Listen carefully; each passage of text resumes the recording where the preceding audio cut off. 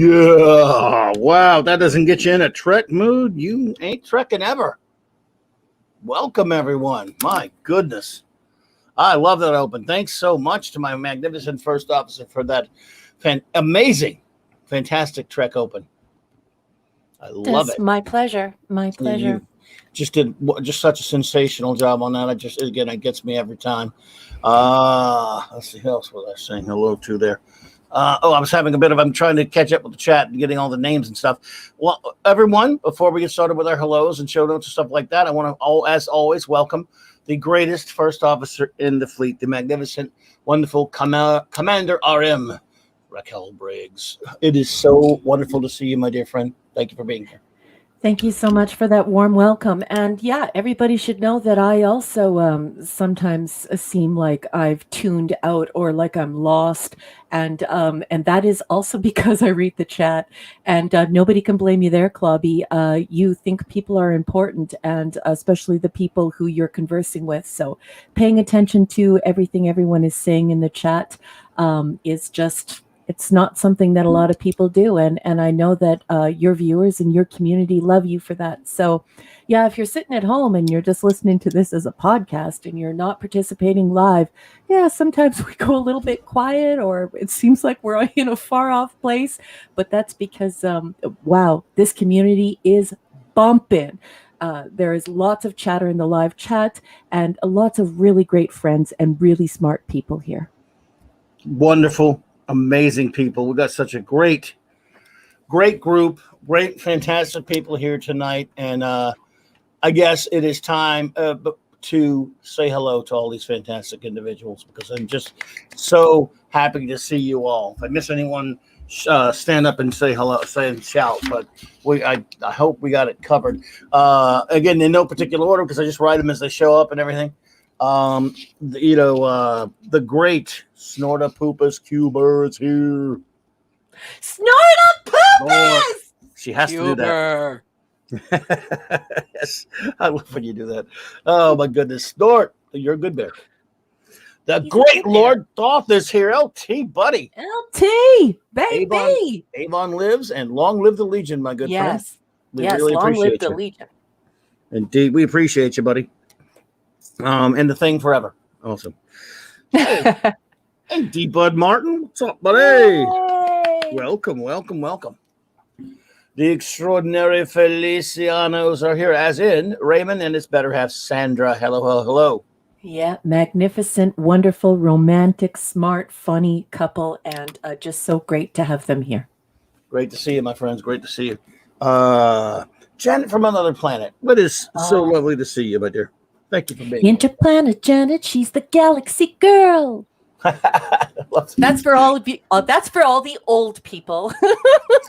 Indeed. That's for Gen X and Boomers. You know what that reference is. So yeah, hi Janet. Hey Janet. We have another beautiful lady here, a new friend of the show, who is just an extraordinary lady. Arwen Avalon. Thank you for being here. Yeah, I actually remember seeing her in another chat here in our community. It's so great to see you here again, and it's going to be so cool to get to know you better, Arwen. Thank you for coming. Great to see you. By the way, yes, that is true. It was this past Thursday was the birthday of the wonderful Sandra Feliciano. Sandra, I hope you had a wonderful and happy birthday. Yes, and we did a shout out to you. I hope that you will go back and hear it because the whole chat blew up and everybody wished you a very, very happy birthday because we all love you so much. Yes, on Thursday, the Global Geek Gang gave you the shout out. Happy birthday again, and happy birthday again on you for that there. The great Eric K, master of all in his winch. What's up, buddy? Eric, what's up, bro? Good to see you. Millions of kisses. Indeed. Let's see. Canadian Spider-Man who does whatever a Canadian spider can. What's up, brother? Hey, did you know that he started wrenching for Doomcock? He was wrenching on Friday Night Frolics. Oh, so cool. I have to say, congratulations. I'm very proud of you. And you are wonderful at building community and making others feel safe and heard. And you have lots of great opinions. So I'm really proud of you. I'm glad that you've joined everyone over there and that you got yourself a wrench, huh? Indeed, man. Well, congrats, buddy. That's great. Absolutely, man. Let's see here. Phantom Outsider, my friend. Always great to see you, buddy. Such a great name. I love that name. It never gets old. Never. JT Kirk. Hey, Yeah. What's up, buddy? Always great Love to see you. JT Kirk. So good to see you. My bud J-Man, who I think he said he had to run, but he popped in to say hello. I don't know if you're still here, J-Man, but brother, I appreciate seeing you, and I enjoyed your show you were doing last night about Superman. Yesterday was Superman Day, of course. We love Superman here. We've celebrated him quite often, and we'll be doing it a lot again. And so that was cool. It was. I really enjoyed that show you were doing there, buddy. You and your buddy Sean. Great stuff. The great Pat S. What's up, my buddy? Pat. Good to see you. We have another great couple in the house. Yes. And that is, of course, Mr. and Mrs. Dadman, walking. I am sorry. The craziest avatars on the internet, yes, but also scariest. one of the nicest couples you will ever meet. Smart, funny, easy to get along with, hysterical, both very knowledgeable fans with Yes. very different opinions, which I think is super, super cool. So yeah, we love you guys. Well, yeah, we love seeing you here. Thank you so much. We love seeing everybody here. The great Scuba Pete, and they call him Scuba Pete. What's up, bub? Scuba Pete! These years gonna do that. I love it. Oh, Apollome's Minion and Pupper. She's got the pupper. good to see you, my dear. As always, pleasure. Just Joe 47, aka the Great Jobber. What's up, brother? Yay. Long time pal, the old BTR days, buddy. It's always a pleasure to see you popping in, bro. Always a pleasure, man. Snortopupus says, "Those are avatars? I thought those were real photos." Bad bear. You're a bad bear. What the hell? Oh, what got a new one there? Let's see here. Sorry. I was just writing another one down there. But where we at? Oh, Kal-El 48. Yay. Welcome. Great to see you. Thank you for being here. Stephen Ernest. Don't do the song yet because we got another Stephen coming up, and then you can do the song. So we gotta wait. We gotta wait on the song this time. Okay, I will. We'll just do it now. Stephen Ernest and the great Steve Mitchum. Yo, brother. And Canadian Spider-Man. They're all here. Yes, so yes. we're going to Go do for the it. inside joke. Just so you know now, the singing is supposed to be bad. These are the Steves I know. These are the Steves I know. It is not bad. It's wonderful. Let's see here. I think you probably don't know this gentleman at all. Absolutely nothing, but you don't know who this person is. Complete stranger, but I'll say it anyway. Yawarski Pool Practice. I know you don't know that person. That's another bear. There's another bear in the chat. Hey there, person we don't really know. Wink. Captain Hipster Spot. Welcome, sir. Welcome, my friend. Good to see you. Thank you for being here. The good eight master of Alden is Canadian and Wrenchy. Chris Persia, my good buddy. Yes, Fulaki. Mwah, mwah.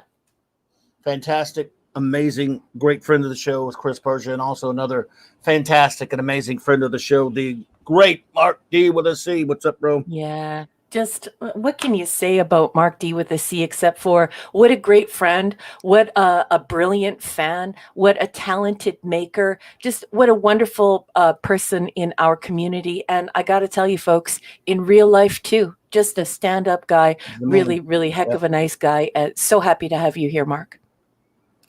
Good to see you, buddy. Always a pleasure, man. Darth Hoster, what's up, bud? Good to see you, man. Good to see you, bro. A new person we don't know, but welcome with open arms as we do everyone. I'm not familiar if you've been here before, but Wolfie762, thank you for popping in. It's great to see you. Oh! Sorry, J.R. Bailey. J.R. Bailey, good to see you. And I don't know if anyone else has popped in since then. We'll go with that, and anyone else who pops in, as soon as every time we get the chance, we will shout out to you and say hello to you. But we're going to get started in a second here.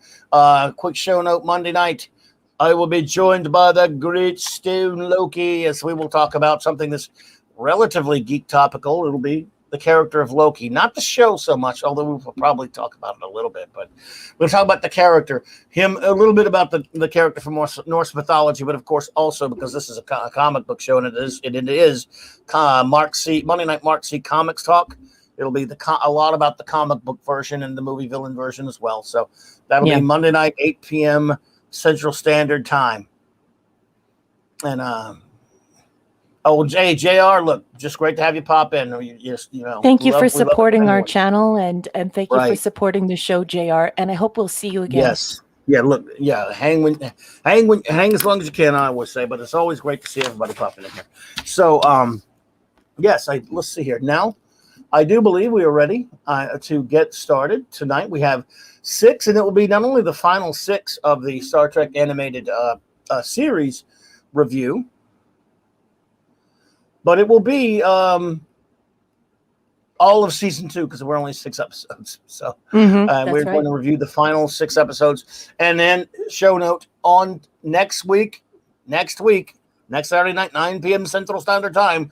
We will start our reviews of the Star Trek original crew films, starting with Star Trek the Motion Picture, both the director's cut and the theatrical cut, and of course a film none of you probably ever even heard of called Star Trek II: The Wrath of Khan or something like that, or originally The Vengeance of Khan. So that will be next week, and we'll do 2 films at a time over the next 3 Saturdays nights. Yeah. So cannot wait for that. Love those movies, and it's going to be a lot of fun. If you're new here and you're wondering what the heck is he talking about, it's because around here we're the 735 Club. We are covering all of real Star Trek, 1966. Technically 1964, but 1966 to 2005, and we're doing it in chronological order. And so as we bring TAS, or the animated series, to a close, we're getting right into those films, and I hope you'll join us for all of it. Absolutely. And after that, of course, as you know, we're going to take them all in order, each series in order, TNG, DS9, Voy, and Int. So going to get it all done. Then 735 forever, baby. That's right. Tonight, of course, of the source book that will be referenced, that my wonderful first officer will reference tonight, is this one here, and talk a little bit about that. We'll get to rolling on the episodes. Okay, so what you're seeing, well, if you're at home and you haven't joined us in the live chat, this is a bit like radio, and it's also like television. So if you're listening as a podcast, Clobby has populated the image from the front of a hardcover book called Star Trek, the official guide to the animated series.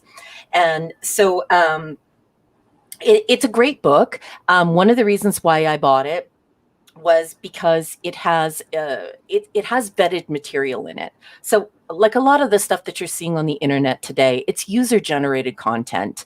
And user-generated content is great. However, what ends up happening is sometimes there can be several layers of fan lore and even lore amongst folks who were involved with the creation of this IP. And because of that, sometimes the stories get confused. So it's very important to approach it from a vetted position. Now, this book is vetted. DC Fontana was involved with this, as well as anyone who was alive left, and the 2 authors were given access to never before seen materials and never before heard of interviews and content therein. So I'm speaking about Aaron Harvey. He's one of the authors, and he is a fan.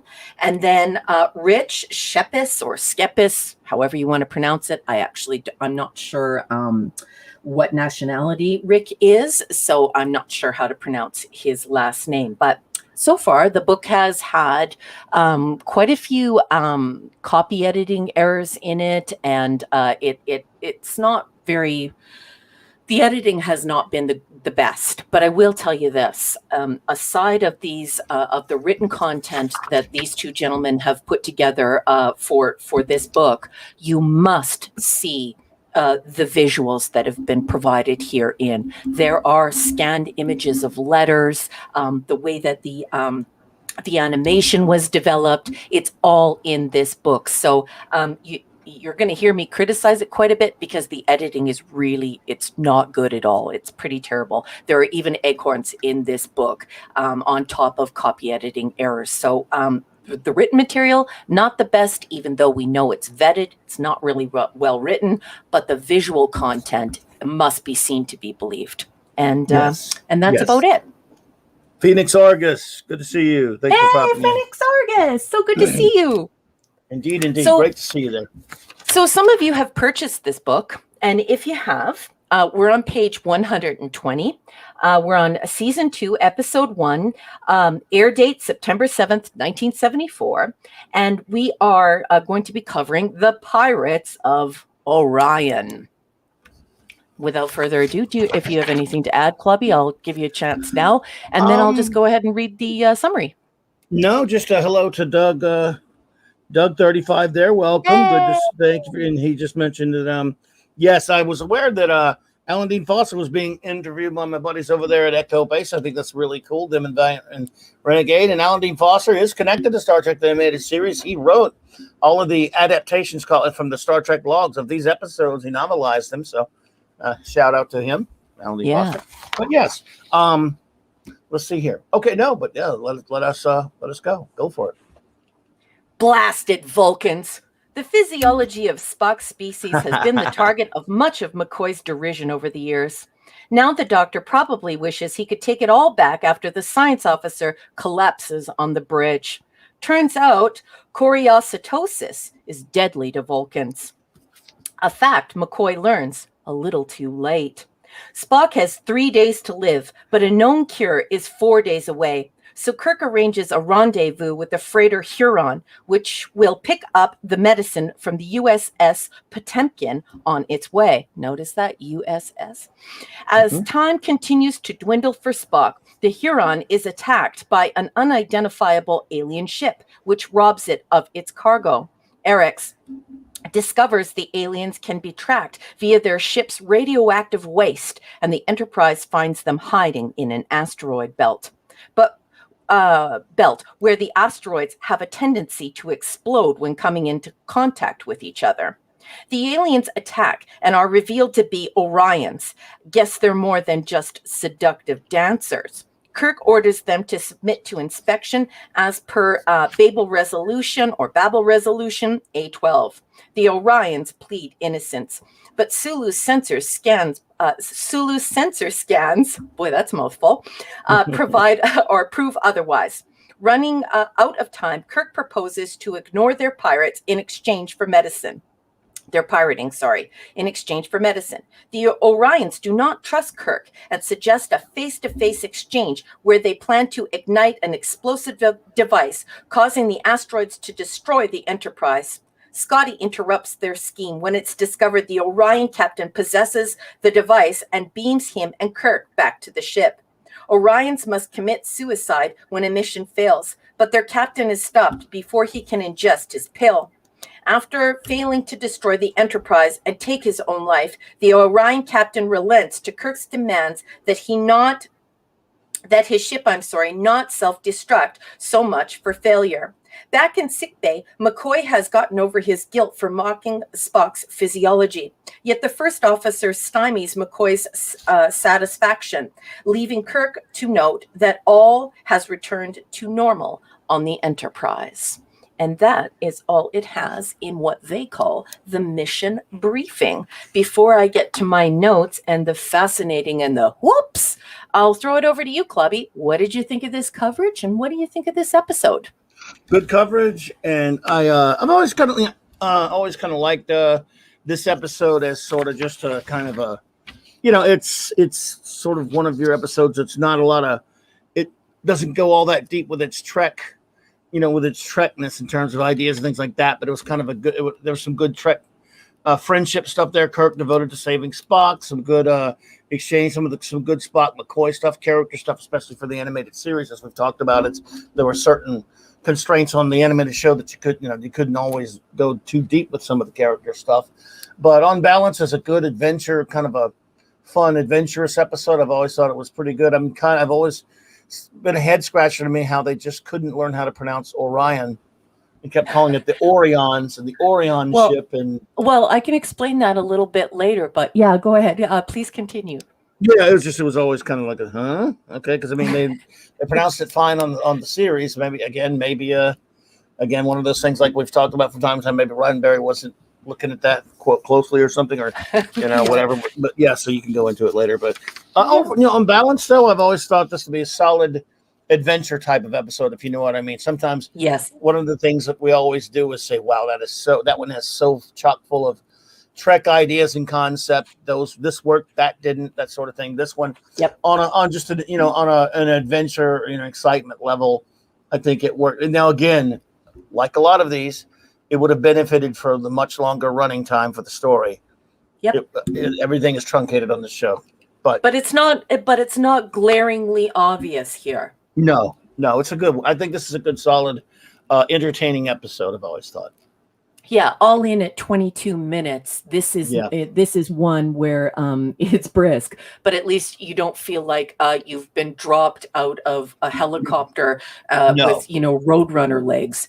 No, that's a good point. Roadrunner's legs spin. Anyway, I totally agree. I think this is a great episode. So, as far as the fascinating goes, and if you're new here, fascinating is the trivia that can be verified. And then right after the trivia that can be verified, there is a section called Whoops, which reveals there's some whoops in this one. Yeah, there are plenty. That's all about the shoestring budget. I mean, I think they were even I think they thought that shoestring budget would even be extravagant. However, because the Huron was a freighter, its Starfleet crew uniforms insignias were different than the Enterprise crews, as well as those seen on the surviving members of the USS Ariel in The Eye of the Beholder. Producer Bob Justman wrote a memo explaining the difference during his tenure on TOS. So I have spoken about the lore behind the insignias at length.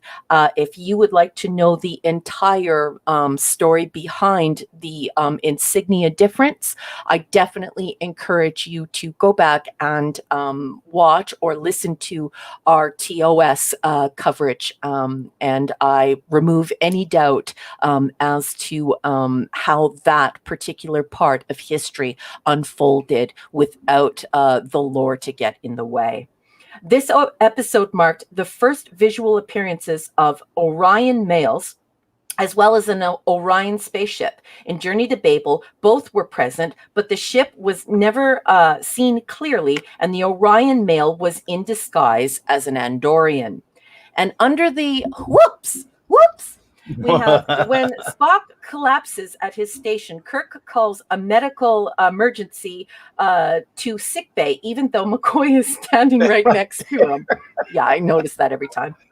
Another McCoy on the bridge mistake happens when Bones calls from sickbay to inform Spock it's time for another shot. The doctor's actually standing next to Kirk on the bridge. I noticed that one as well.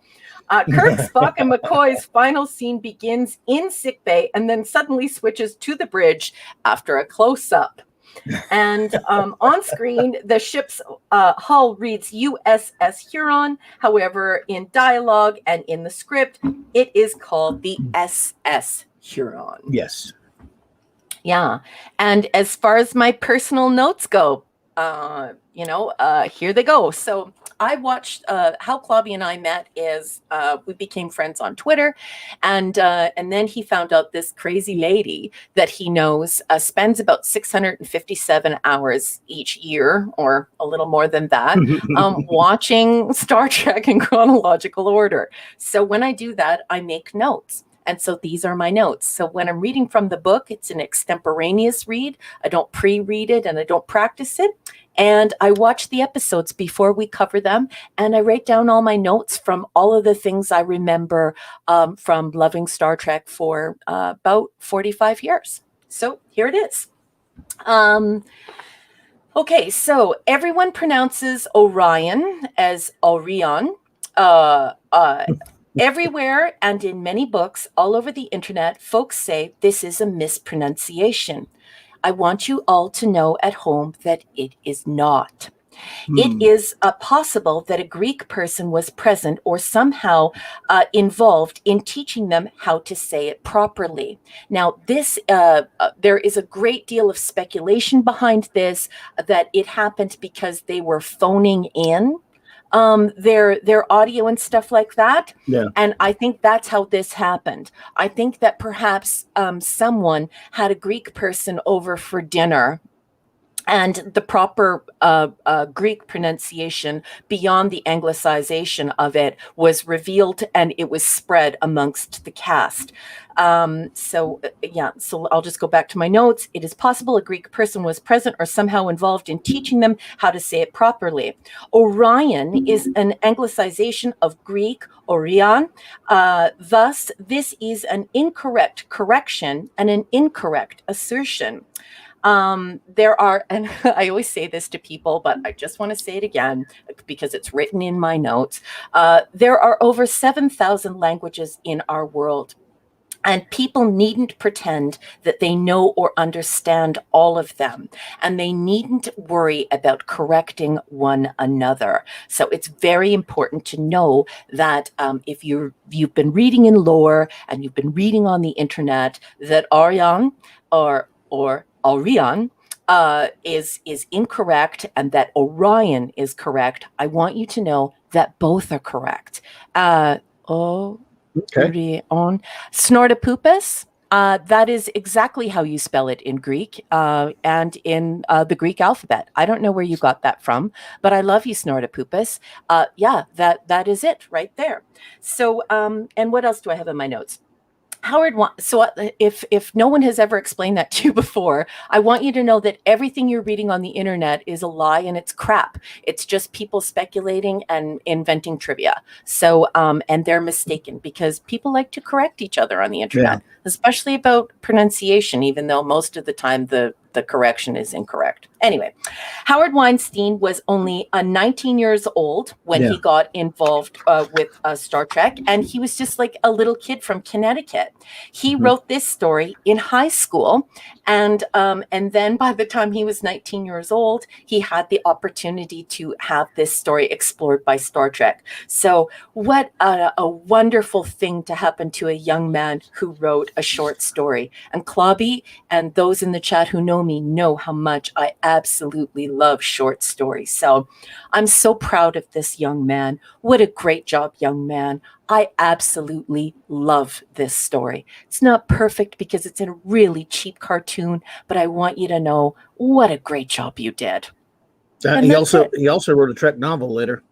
Yeah, he's a really exceptional young man. What a great thing he did. This is a great story, and I thoroughly enjoy it. And it's actually, the story is so good that I can look past the cheap budget of the cartoon and the 22 minutes with a running start. So yeah, I love it. I think it's a great episode.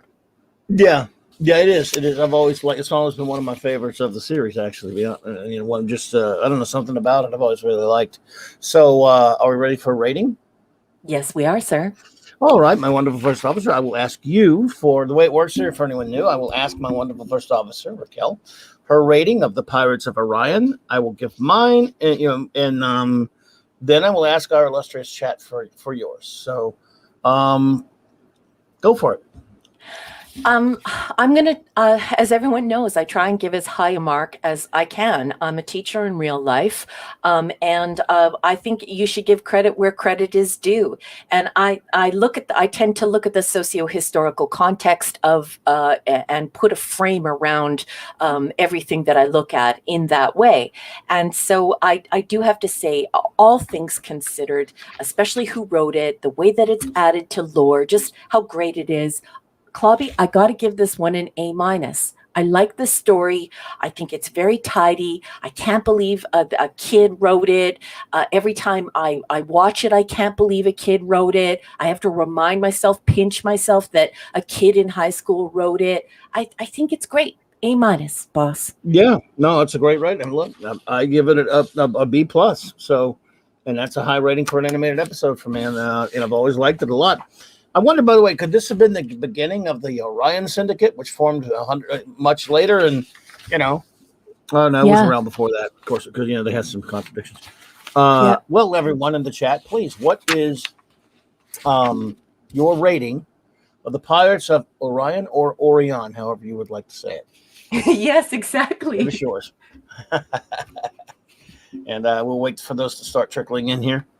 But yes, I've always liked this one. And again, Howard Weinstein.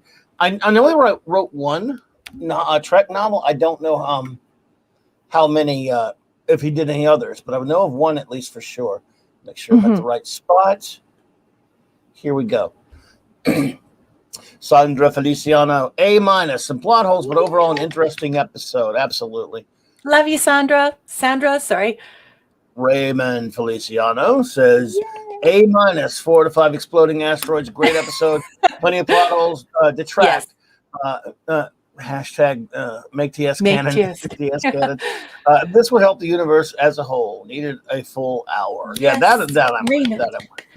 And if you're unfamiliar with Raymond is actually an author, so that's why he's speaking to those particular points. So not only is he a Star Trek fan, but he's an author. So love those comments, Raymond.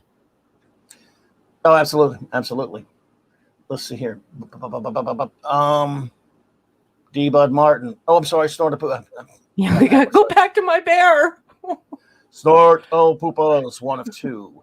B+, the plot is driven by a medical MacGuffin and needed a rare substance to cure a crew member, but it works. The Orions, I'm just used to saying Orion, so, are gray-skinned in this episode. Really look blue-skinned to me, but, let's see here. The Orions remind me a little bit of Scott McCloud from Space Angel. I don't know the reference, but I will say this. Can I ask the chat, are bears colorblind?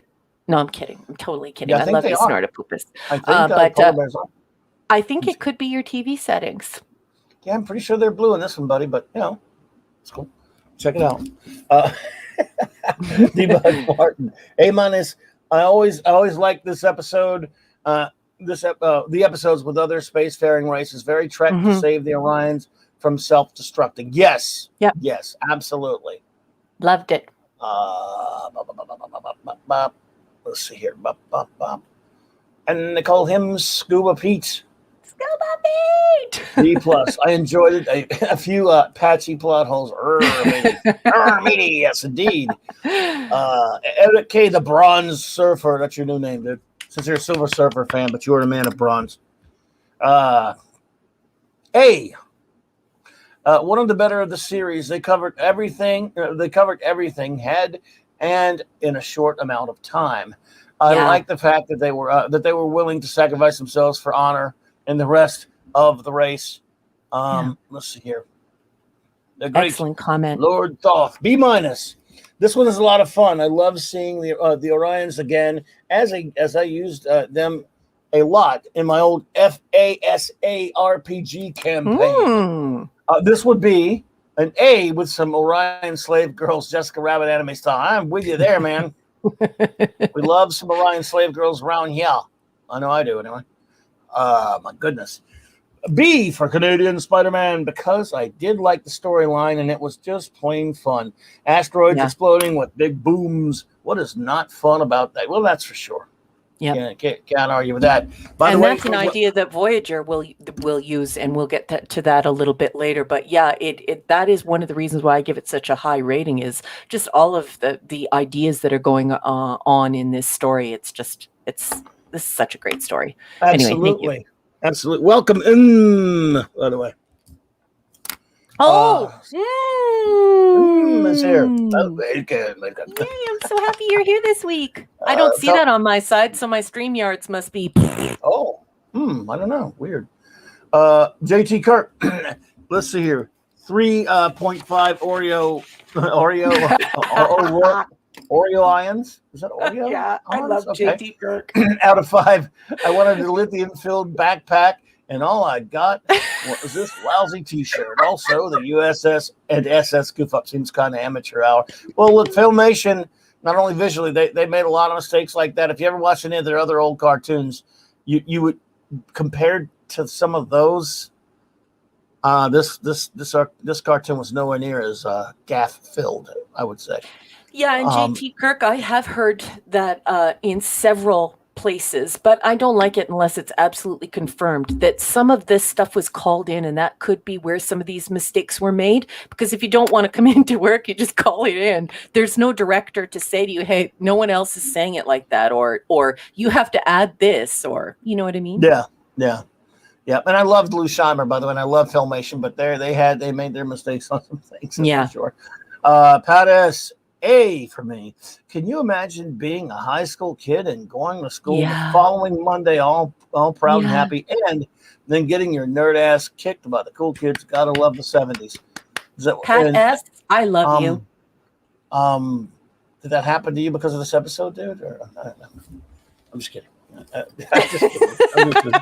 Did someone say, "Wait a minute, you like that episode? We're gonna kick your ass"? I'm just kidding. Phantom Outsider, B+, Orion Syndicate Lives, potato. And the great Clarence Williams III passed on 6-4 Lincoln from, I know it was, he did pass on 6-4 Lincoln. And, oh yes, he did play as Jim Madar. That's right. I forgot about it. He did pass on, but okay, yes, R.I.P. DS9 also props on the Midas part of the way to counter running clock. Not sure. I picked all that one up, buddy, but we're good. But thank you. A B+ for Dad Man Walking 55. Very believable scenarios and outcomes for sci-fi. Yep. Nothing specific stands out, but was just an enjoyable and engaging episode. Actually, watched it twice. I meant there's actually some commentary on that one. I did not. I'm probably gonna go back and watch it with the commentary on that TV. And Clobby, you should read the additional information in the book. I know you bought the book. I think you'd be pretty impressed. One really weird thing about it that I didn't realize is that, imagine being this broke. The scripts were typed up on a typewriter on lined paper. You have to go and look at the extra coverage in the book. Anyway, sorry for interrupting you. Go ahead. No, absolutely, yeah. I do. I've been taking a look at the book a little bit. It is a great book, really is. A+ for Mrs. Dadman's Walking. Let's see here. A-, excuse me. I'm sorry. Originally B+, I guess. I think you mean. But when heard written by high schooler, whatever. Actually, was he in college? I think he was in college. No, he wrote it in high school. And he wrote it in high school, but later, it was when he was in college. Okay, yeah. Yeah, so it was sent in, and then it was adapted and turned into the episode. But he was in high school, and he submitted it to like a young person's magazine, and it was published. And he had sent it in to Star Trek, and they were like, "This is great." So by the time it got to them and was in production, it had to be rewritten. He was 19, but wrote it in high school. What a great kid, hey? I remember reading about that in high school. I mean, high school. Listen, man, like I ever made it to high school. I mean, in Starlog magazine back then, that was my high school, folks. Let's see here. Like love-hate relationship with Spock McCoy. Missed some of because DVD skipped, but otherwise enjoy. Oh, okay. Oh, wow. That happens. Sorry about that. Yep. Bop, bop, bop, bop, bop. The great Monica D with a C. A-, great action adventure in TAS. Watch out, it's a trap. Star Wars reference. Yeah. This story worked great on a Saturday morning, but it adds in diplomacy and deception, which always go together. Yeah, they do. But there are the green. But where are the green women this Saturday morning? Answer that question, buddy. Lucky to meet and talk to Weinstein at a lecture in college. Oh, cool. Oh, wonderful. Yeah, Connecticut boy. That's why I mentioned it. I was kind of hoping you were going to pipe up and say that you had at least met him on one occasion, Mark. Nice. Let's see here. And I think... Oh, no. Arwen Avalon has to leave. She says, I have to go. I have to get up early. Thank you, Clobbering Times and Raquel. I can't wait to see this series. Arwen, thank you so much for showing up tonight and supporting us. And I understand that you have to get up early. That stinks. But you know what? Go and have a great sleep. And thank you so much for your company and yeah, for just showing up. And hopefully we'll see you next week. Arwen, thank you so much. You are wonderful, and we appreciate you hanging out with us. So always a pleasure to have you here. Night. Let's see here. Van Outsider said, usually they got to get there in a certain amount of time, greater than the time you have in the case. They had to pay. Yeah. Again, it's the time factor for the thing. Yes, absolutely. No question about it. Oh, yeah, that's a Gary reference to JT. Get hit out of 3 high schools? No, 3 kindergartens, actually. Let's see. All right, let's see here. Oh, we got one from Phoenix Argus. Yay.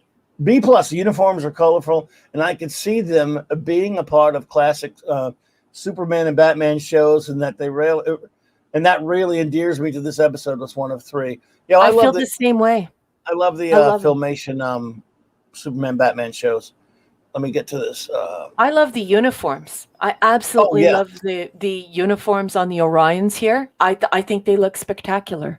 Oh, yeah. Oh, absolutely. Let me get to the next part of that one there, Phoenix. Bop. Where's number 2? Oh, here it is at 46 minutes past the hour. Okay. This thing jumps on me a little bit, everyone.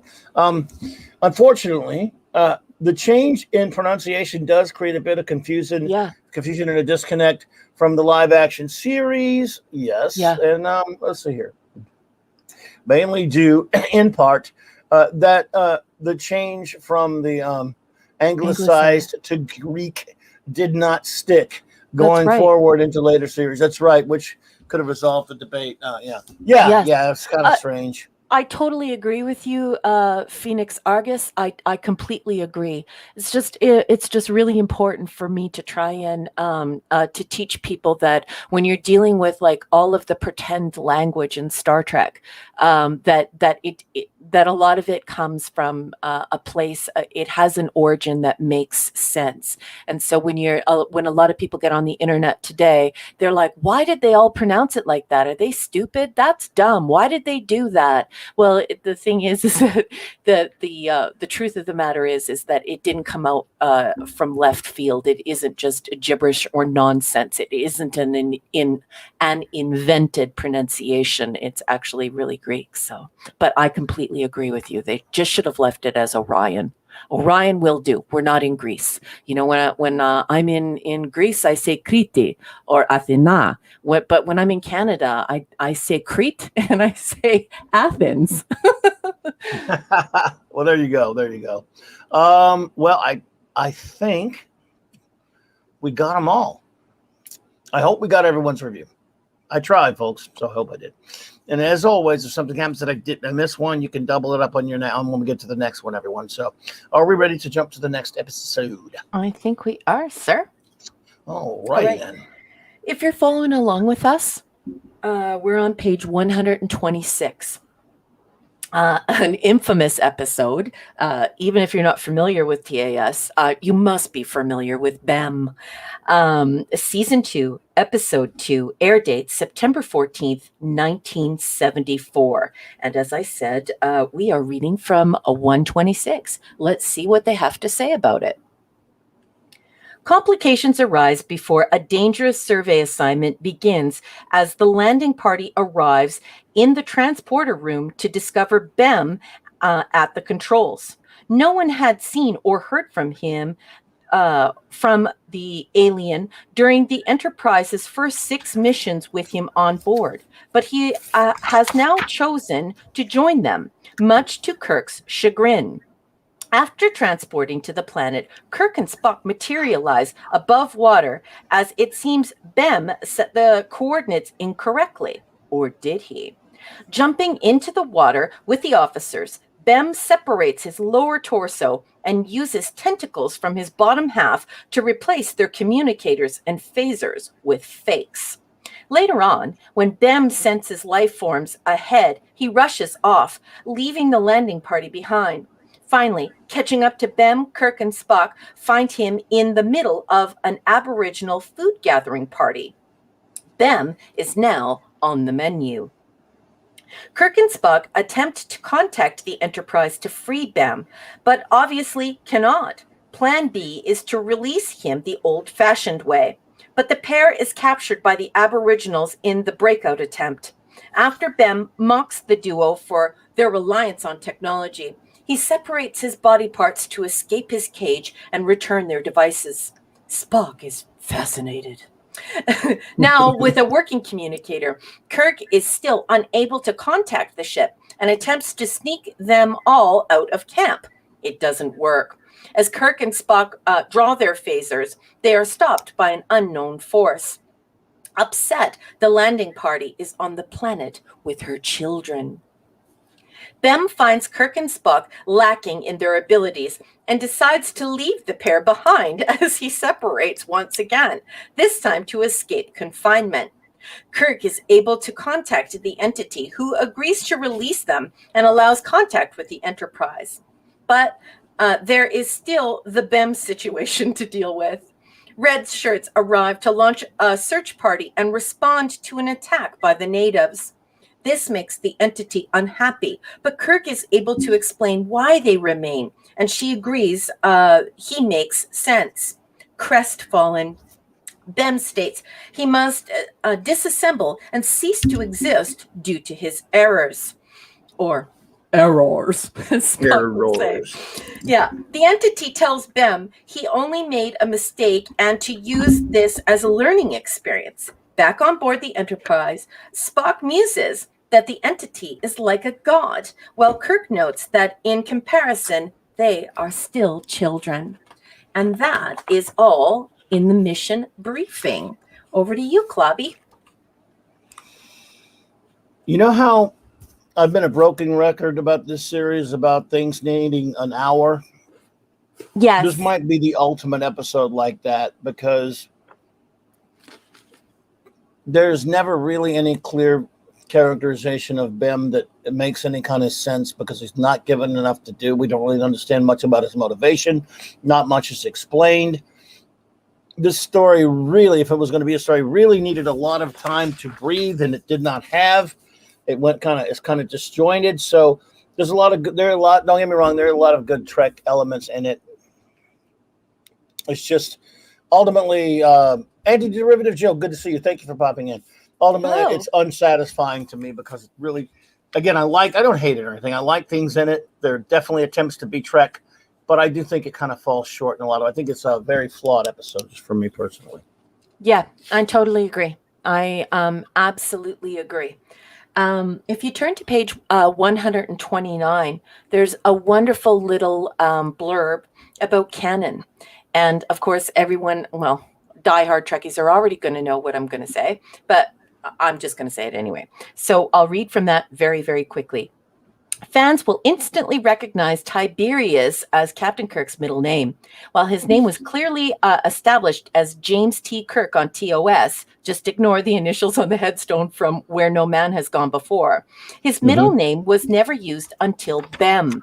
Surprisingly, the name was not created for this episode, but came to be at a fan convention when Gerald blurted out Tiberius in response to being asked what Kirk's middle name stood for, or middle initial, stood for. A conversation followed with Fontana and Roddenberry, and it became Star Trek history. It would be another 17 years before Tiberius was uttered again in Star Trek VI, The Undiscovered Country. And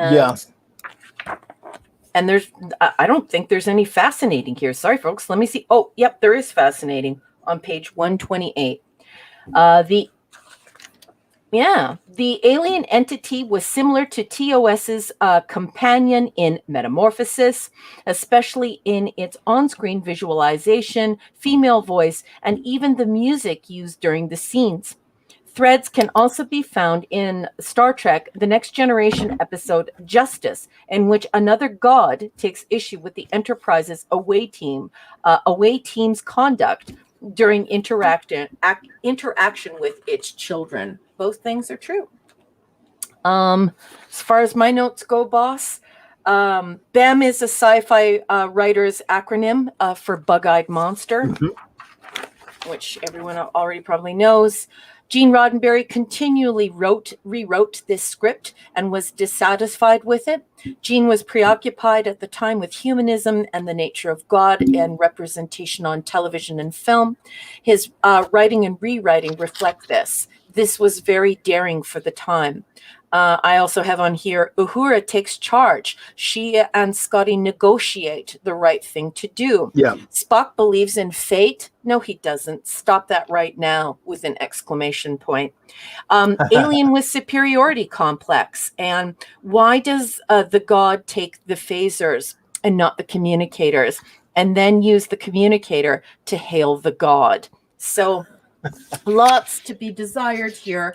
Not my favorite episode. I do really love the lore here. I was going to mention the thing about the Tiberius Kirk, and I love this whole idea of the colony creature. And you know, I watch it. This one is one that stands out in my mind, and I always think of it. But it's not a high quality episode. Sorry, it's just not. It's not my favorite. It also struck me that he says Tiberius like 3 freaking times. Okay, we got you. We read you loud and clear. Like, yeah, freaking, was it 3 or more? Well, at least 3. It was at least 3. It was at least 3 times, I would say. Maybe 4. I would. Yeah, I would. That was like crazy. Hey, Dee Dee Myers, Catman, what's up? Hey, Dee Dee Myers. Oh, and Wade's here. Wade, hello, Wade. Good to see you. Wade, welcome. Hi, guy. All right, good to see you there, Wade. Thank you for popping in. Let's see here. So yes, I think it's, for me, the episode is quite flawed because it fails to properly, and again, time factor is, I'm taking that into consideration. When you're going to induce an exotic character like Bem, you need a lot of time because he's new, he's very different. It's kind of, and it's pretty, it's very, I always say this, and by the way, with affection, because I love Saturday morning cartoons, but this is Star Trek, and it's it's a hybrid of both. So sometimes there are episodes that are pure Saturday morning silliness of the era. Then there are other ones that surprisingly steer almost entirely clear of that sort of thing, and that varies from episode to episode sometimes. Or some have little elements here and there. That's very Saturday morning stuff. His ability to not only break his body apart and all that stuff, but it just, was it flying through the air out of telekinesis why is it, again, fine, by the way, I'm not saying you always have to explain everything. We talk about that a lot as well. So that's okay. That's not a big knock. If you explain the motivation of this character, they don't care. His characterization is not very clear. And we don't really understand why he's doing any of this stuff. I mean, he wants to observe these people. That's fine. Is he really an idiot? He got himself in trouble. He says, this is the way I observe. Why did he, by the way, where did he get did he run off some fake communicators and phasers to replace the ones Kirk and Spock had somewhere? I guess, it's just filled with silliness like that. And, there are good things in it. There's some definite Trek messages in this one for sure. Even as a colony creature, where's his brain? The natural thing to say, since he's such a jerk, is in his ass. And I'm sorry for being vulgar, but it's just, a jerk. It is very Scooby-Doo, boss. Some of the stuff that's in it is just unforgivable. It's absurd, and it's hard to like. But at the same time, there's nothing like just looking at another Trekkie and saying "Bem," and just having that look where you just look at each other where you're like, yeah. And the thing is that, it is the 22 minutes, but even in the 22 minutes, you can give us some foreshadowing and that can sort of prepare us. You don't have to automatically reveal that he's a colony creature, but it just leaves so much to be desired. And did Bem call Mark D with a C and ask him to 3D print those communicators and phasers? Maybe Mark D with a C printed them for him. Made them for him. And again, there's the other thing about that you don't really, Bem's not all that likable, to be honest. in this episode to me. He's interesting, but he's not really all that likable. But so yeah, again, I don't think it's that great of an episode personally. There are worse ones, but okay. Are you ready? Do you have anything else? Do you want to go ahead and do our rating? No, boss. That's ready it. for rating. All right. Well, okay. As always, I'll ask my first officer her rating. I'll give you mine, and then I'll ask for yours, my friends. Darren M., welcome. Good to see you. Hey, Darren. Let's see here. What is your rating of Bim? Mark D with a C says he took my stuff. Yeah, boss. I don't like to be mean to Star Trek. You know that I try to give as high a mark as possible. But boss, this is a C+ for me, and I almost gave it a C. I try really hard. That's not mean. It's just not. This one's just not a gooder. That's not mean at all. I'm way meaner than that. I also give it a C. I give it a C. Yeah. It's just it's not. It's got it. Yes, this is a very flawed episode for sure. Mm-hmm. Well, all right, chat, go for it. Give us your ratings of Bim. And hey, look, someone pointed out in the chat that it was one of Dorothy Fontana's favorites, which is fine. Great, we love her. So, I have not read that. I will did not go know. and see if I can verify that. A little while ago, I don't know. So I don't know if I've never. She was interviewed for this book, so but I don't see that in here. Someone put that up in the chat a little while back. I will check that out and see if that is true. That is a very be. interesting comment. Thank you so much for that comment. I think whoever did that, thank you. I forgot. Or maybe you can let us know who wrote that because I'm not sure. Now, if you could elaborate, I think I'm at the right spot for the beginning. Here we go. The Great Lord Thoth. C. LT indeed. See, this episode needed at least 45 minutes to flesh out the character of Bim. Absolutely. First time watching in the 70s was fun. Recently was frustrating. Yeah, I'm with you there. Reminds me of Arm Fall Off Boy. Long live the Legion indeed, buddy. Arm Fall Off Boy, who had a better story arc than Bim. Let's be honest. Yeah. He was in 3 panels. Okay. Pat S. The great Pat S says B-. Bim could make a lot of money in the French Quarter. Hey, good. Oh my goodness. He says, "Hey, I bet you $10. I can. Let's see. I can you where I can you where you go. Oh yeah, I can tell you where you got those shoes. Yeah, that's one of those common dodges down there. For those who don't know, at where you got those shoes at." Then Pat, don't read this next part, Clobby. Pat, you can't read that on air. That's terrible, Pat. Dude. That's not in good taste. I love you, Pat, and I understand you were reaching for some humor, but that is in poor taste, my sweet friend. I love you, but I can't read that out. Well, good save. I was just gonna. I probably would have butchered it anyway. Yeah, but good save. Phantom Outsider C. Bim needed to be introduced over a few episodes. Bim, Bim, that's a good point. Was he even in Starfleet? No, he was from the planet Panama, something, or I forget the name of it. Yeah, and he was a visitor. Yeah, right. He's from Pandoria. Was it Pandoria? Okay, I was not sure the way they were making. The way he was saying it with that voice, I couldn't really tell. Now, why was he on the ship? There's some new relations with that planet, which is fine. But it was an exchange program. Where's his uniform? They did call him honorary Commander Bim. Mm-hmm. Now, where's his uniform? But we got Tiberius out of it, so Trek history is made. But yes, 3 times in fact we got it. So yeah. It's a little ham-handed too that they did choose Pandoria for, and Chris knows what I'm talking about. So to snort a poopus, Pandora's box, you open it up. And, absolutely. Yeah. A little bit ham-handed. It's sort of like the box of chocolates. Very comic booky there. Very cartoon there. Snort a poopus Cuber, 1 of 3. We've got almost an esh pit going on here. C. The name Ari Ben Bim sounds a bit Hebrew. Kirk's middle name is mentioned for the first time and 3 times, by the way, but I thought it was always slightly off-putting because... Because why, Bear? The Roman Emperor Tiberius was not a fine example of humanity. Yeah, that is a good point.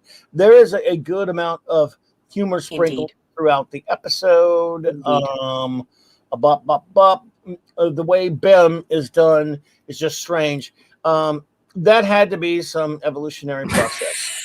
Some evolutionary. Yeah, where's the brain? Yeah. Anyway. I don't know. Well, maybe it's just telekinetic. Maybe it's in the head, but he has telekinesis, telekinetic powers.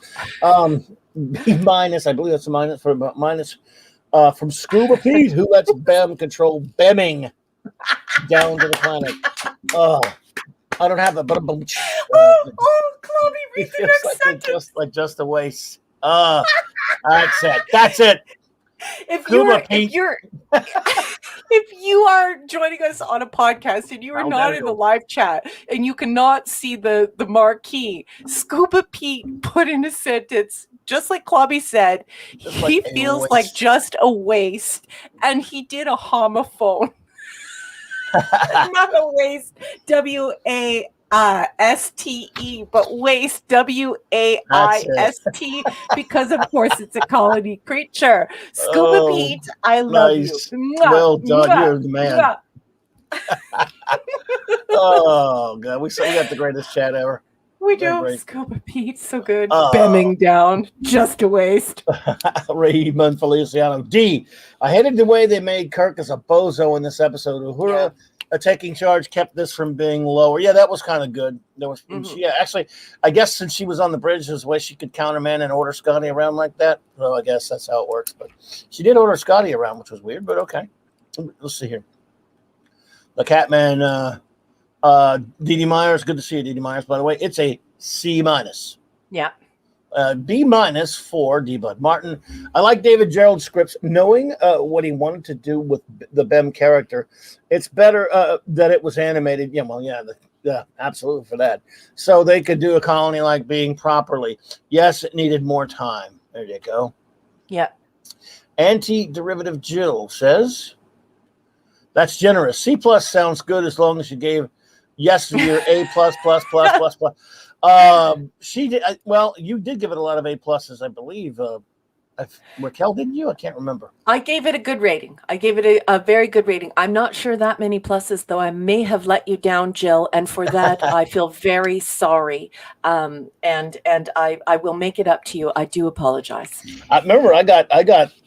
Everyone gave it high ratings, but me, I didn't get. I gave it a good rating, but solid, but it wasn't high enough for everyone. Remember, they were like, "Whoa!" Yeah, but the chat swung my way, and they didn't yes. swing your way. It was a sad moment. I didn't trash it. I like it, but yeah. Sandra C. Too many plot holes. Yes. Not very believable. Nice having Uhura take charge. Yeah. Yes. I mean, I guess she could give orders to Scotty because she's on the bridge. I don't understand it, but I mean, it was still. Well, the thing is that you have Gene Roddenberry involved here, and Gene Roddenberry was adamant that Uhura was fourth in charge. So maybe there was some flex going on there, but I didn't like the fact that she sort of admonishes Scotty as if Scotty does not know how to follow orders. So.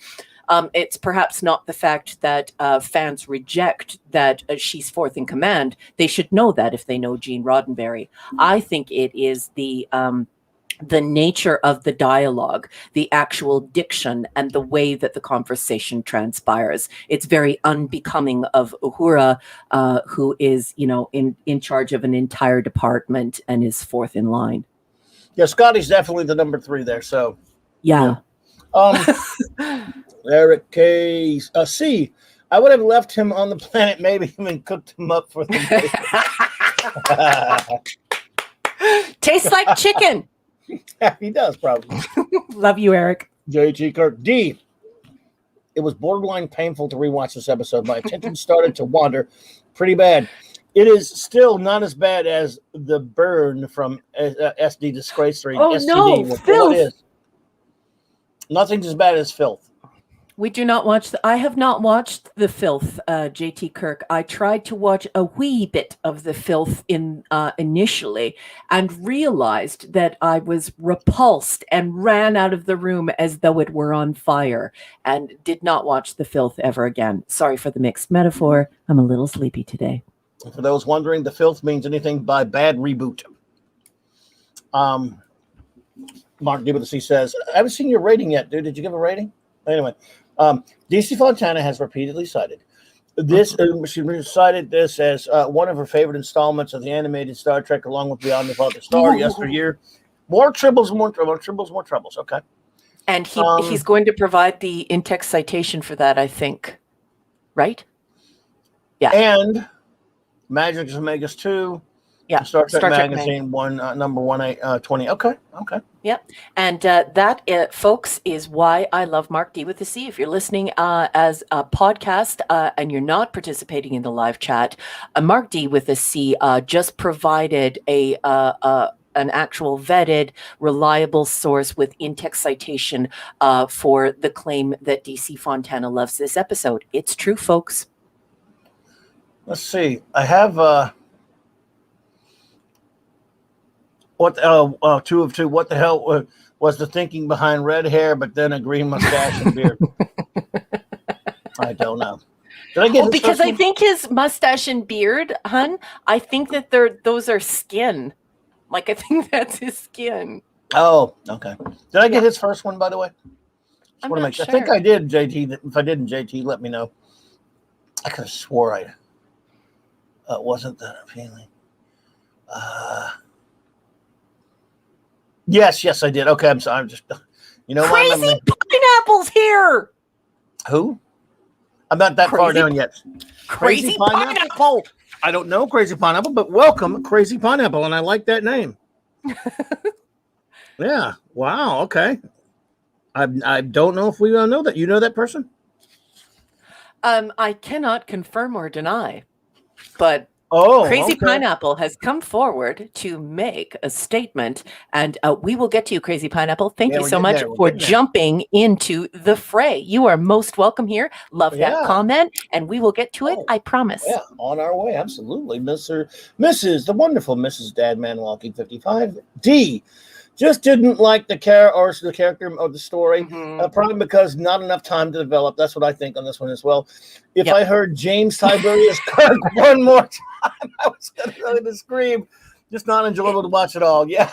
Mrs. Dadman Walking, didn't you at one point feel as though James Tiberius Kirk was just being admonished by his mother for not cleaning his room? I was expecting him to leave the bridge and go and clean his room. Do you know what I mean? Like, you're in big trouble when your mom uses your whole name. And boy, that happened a lot here. Crap. Anyway, I love you, Mrs. Dadman Walking. Oh my goodness, love you. That's great. Wade, it is a solid C, of course. I am revisiting the lackluster season 3 right now at the house, so I'm used to subpar Trek. Yes, we had a tumultuous time reviewing season 3, but a fun one. We did. Yep. Yeah. Corporate Star Trek is really hard to digest. It's hard. Indeedishness. Dadman Walking 55 D-. Bim was just so annoying. Yeah, and not likable. That I wanted him obliterated to where no evidence of him remained. Ending was preachy. Only saving Mark was the authoritative Uhura and reminding Scotty of procedure. It actually bothers me because Scotty's in command, but I love her. Don't get me wrong, but I'm not sure what the hell that was going on there. But let's see. Like Crazy Pineapple said, though, when she is the con. She is basically acting captain, right? She's got the con, but at the same time, like I said, all of that said, that is absolutely true. Absolutely true. The thing is that the sticking point is everyone knows that Uhura's fourth in charge. Gene Roddenberry was adamant about that. It's the thing that people take issue with is the actual diction, and that's just a fancy schmancy scholar word for word choice and vocabulary. So the way the dialogue transpires, it seems as though Scotty would do something absurd if Uhura did not admonish him and remind him of what his duty was. Because, of course, Scotty is a beloved character and is beyond reproach in his duty and does not need to be corrected or admonished or redirected toward the proper thing to do. Scotty knows. She couldn't do that to Kirk and Spock, so I don't think she should be able to do it to Scotty.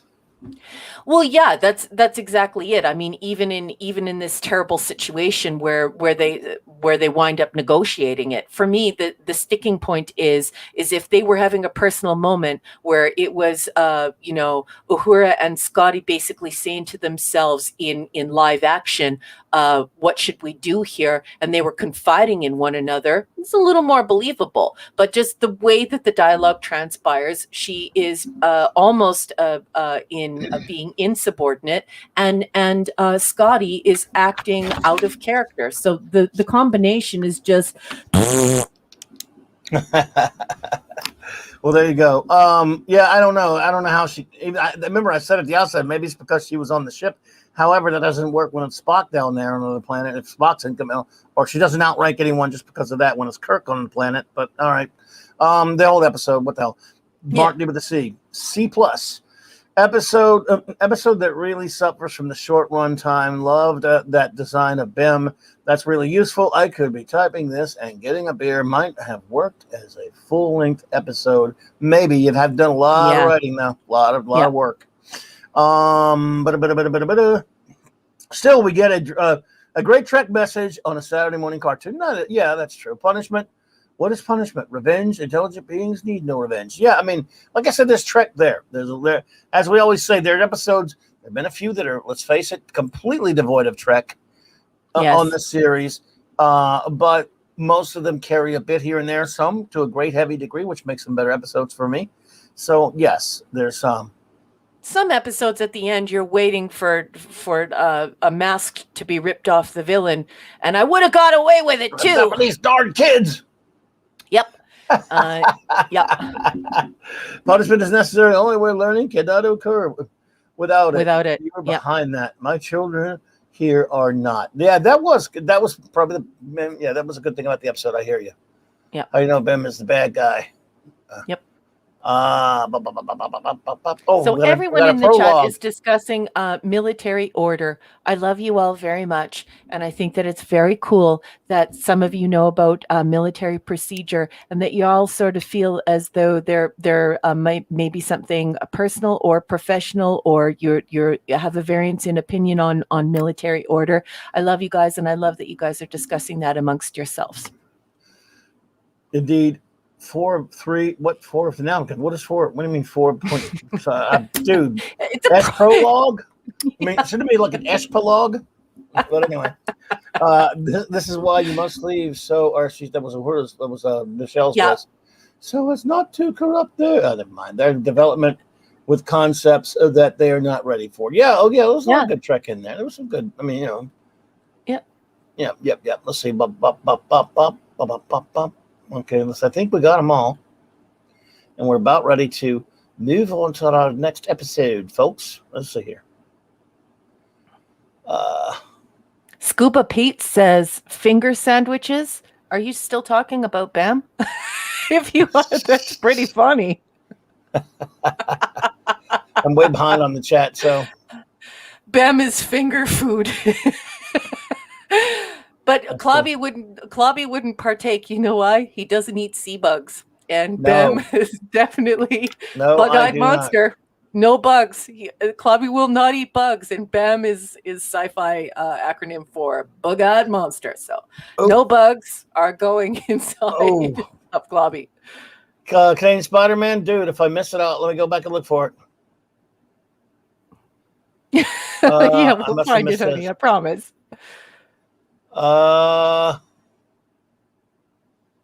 Trying to find it, man. And again, thought we were done, dude. Let's see. Yeah, it does look like a catfish. So, probably delicious with the Cajun spice. I love Cajun spice. Canadian Spidey, I'm still looking for it, dude. I don't see it on my end, but I also haven't seen people who are actually here. I haven't seen them yet. I'm still waiting for it. Yeah, StreamYard is weird tonight. Well, I'm seeing comments by him, but I can't find a review thing. Maybe I'm doing it too fast. This thing it'll skip on you when you're trying to do it. But Scuba Pete says 4 minutes past the hour. Okay. Oh, I'm almost. Wow, it's that far back. I'm walking. Who likes anchovies on pizza? them. Did you say Canadian Canadians at 4 Spider-Man? minutes? It's not there. Oh.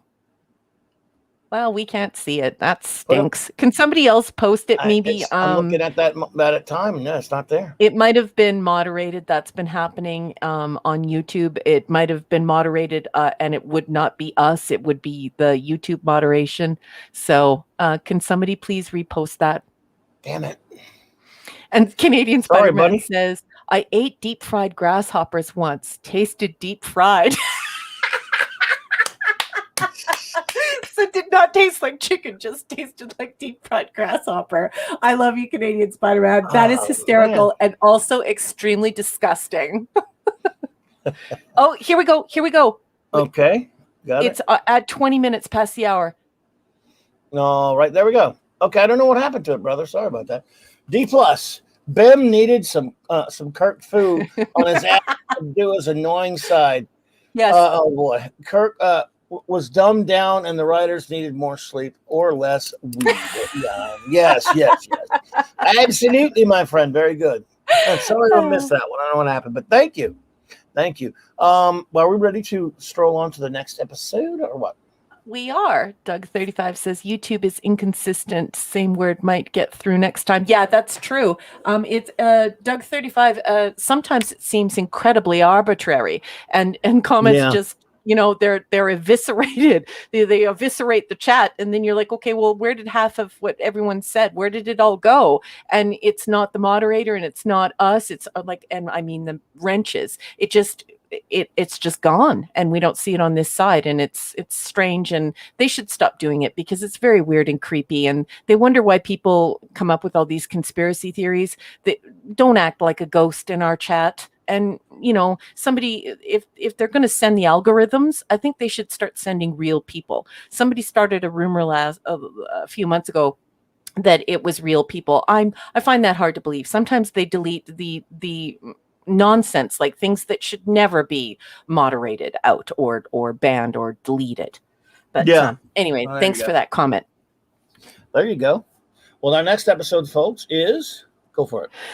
Yeah, The Practical Joker, Season 2, Episode 3, air date September 21st, 1974. And if you're following along, folks, we're on page 130. Yes, Captain Hipster Spock, arbitrary and fickle. Yes, honey. Yes. And he says, that's YouTube censorship. You got it, darling. Okay, right. So I just wanted to make sure that everybody knows that that's not Clobby and I. We would never do that, and certainly not our wonderful wrenches. All right, let's get to it. Sneak attack. Lying in wait on the far side of the asteroid, 3 Romulan warships ambush the Enterprise and accuse Kirk of trespassing into Romulan territory. The Enterprise escapes through an unidentified energy field, which bombards the ship with highly charged subatomic particles. Since their attackers did not pursue, the crew uses the time to begin repairs on the Enterprise. This is when the fun begins, as they fall victim to a series of ongoing practical jokes, from trick utensils to slippery ice-covered corridors. Amused at first, the crew is now losing their sense of humor, and Spock deduces the Joker is not someone, but something, the Enterprise itself.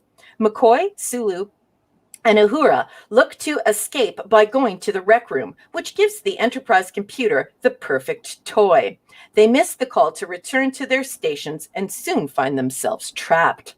Kirk orders the ship's computer's logic functions shut down when it becomes clear they have something to do with the 3 missing crew members. Sensing itself in jeopardy, the computer turns off the ship's gravity, forcing a new plan of action. Spock determines that the energy field somehow affected the Enterprise computer, which he believes is now suffering a nervous breakdown. Back in the rec room, the computer changes the environment from simulated woods to a white-out snowstorm, with the temperature rapidly falling. In order to keep the crew from interfering, the computer pumps laughing gas through the Enterprise. Vulcans, as it turns out, have a different reaction to laughing gas than humans. Before Spock loses consciousness, he is able to activate the ship's emergency air. Stymied by their every attempt to break through the rec room doors to rescue their missing comrades, the engineers go back to basics and pry the doors open with a crowbar just in time, as the computer had started the new round of jokes for the trio to endure. The Enterprise computer now turns its attention to the Romulans, which unfortunately means the crew is along for the ride. Dispatching a replica balloon of the Enterprise 20 times larger than the Romulan ships, the computer is successful in its attempt to lure the Romulans into a chase. Kirk's quick thinking saves the day as the captain bluffs the computer into believing he is terrified of the energy field. The computer takes the bait, and the Enterprise enters it with the Romulans on their tail. Kirk's gamble pays off as the Enterprise computer functions return to normal, but the crew discovers the Romulans are now knee-deep in desserts on their ship. The captain decides not to spoil the Romulans' fun and withholds the secret fix for time being. And that's all in the mission briefing on page 130 of the text to keep us copyright compliant, since it seems as though we have some odd activity in our chat.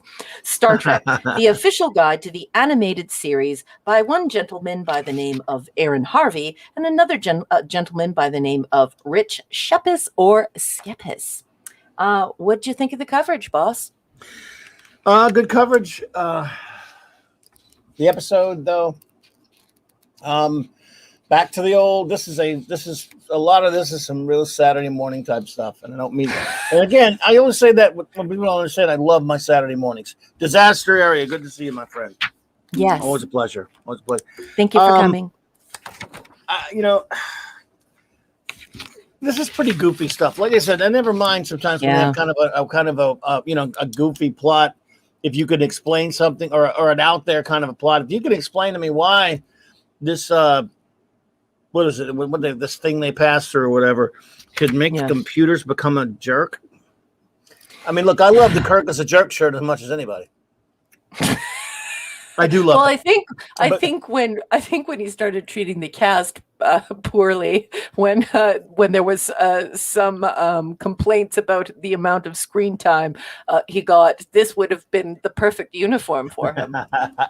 But yeah, so that was that's undeniably funny. And I guess it was kind of cool seeing a holodeck type thing way before you know what. Yeah. A balloon the size that was bigger than the Enterprise that would fool Romulans into trying to fight it in combat so he could disgrace them and stuff. We're back to Scooby-Doo time here. It's goofy. So this is what happens when you do a show with someone who is like in real life one of your best friends in the whole world, because it's so funny how our brains go to the same place. It's just, oh my goodness, like, oh, Clobby. It's painful, Clobby. A balloon in a vacuum. Good point. JK. It would have been better if it had been a hologram, maybe. I could have bought into it a little more, but the computer playing practical jokes on people.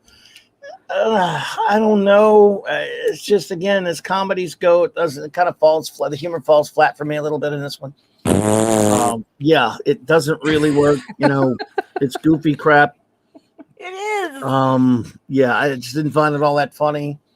Yeah. And we're supposed to find it funny. And I blame Mark D with a C, because he was 3D printing equipment and then putting grease on it so that Spock would use it on the bridge. Because where did that come from?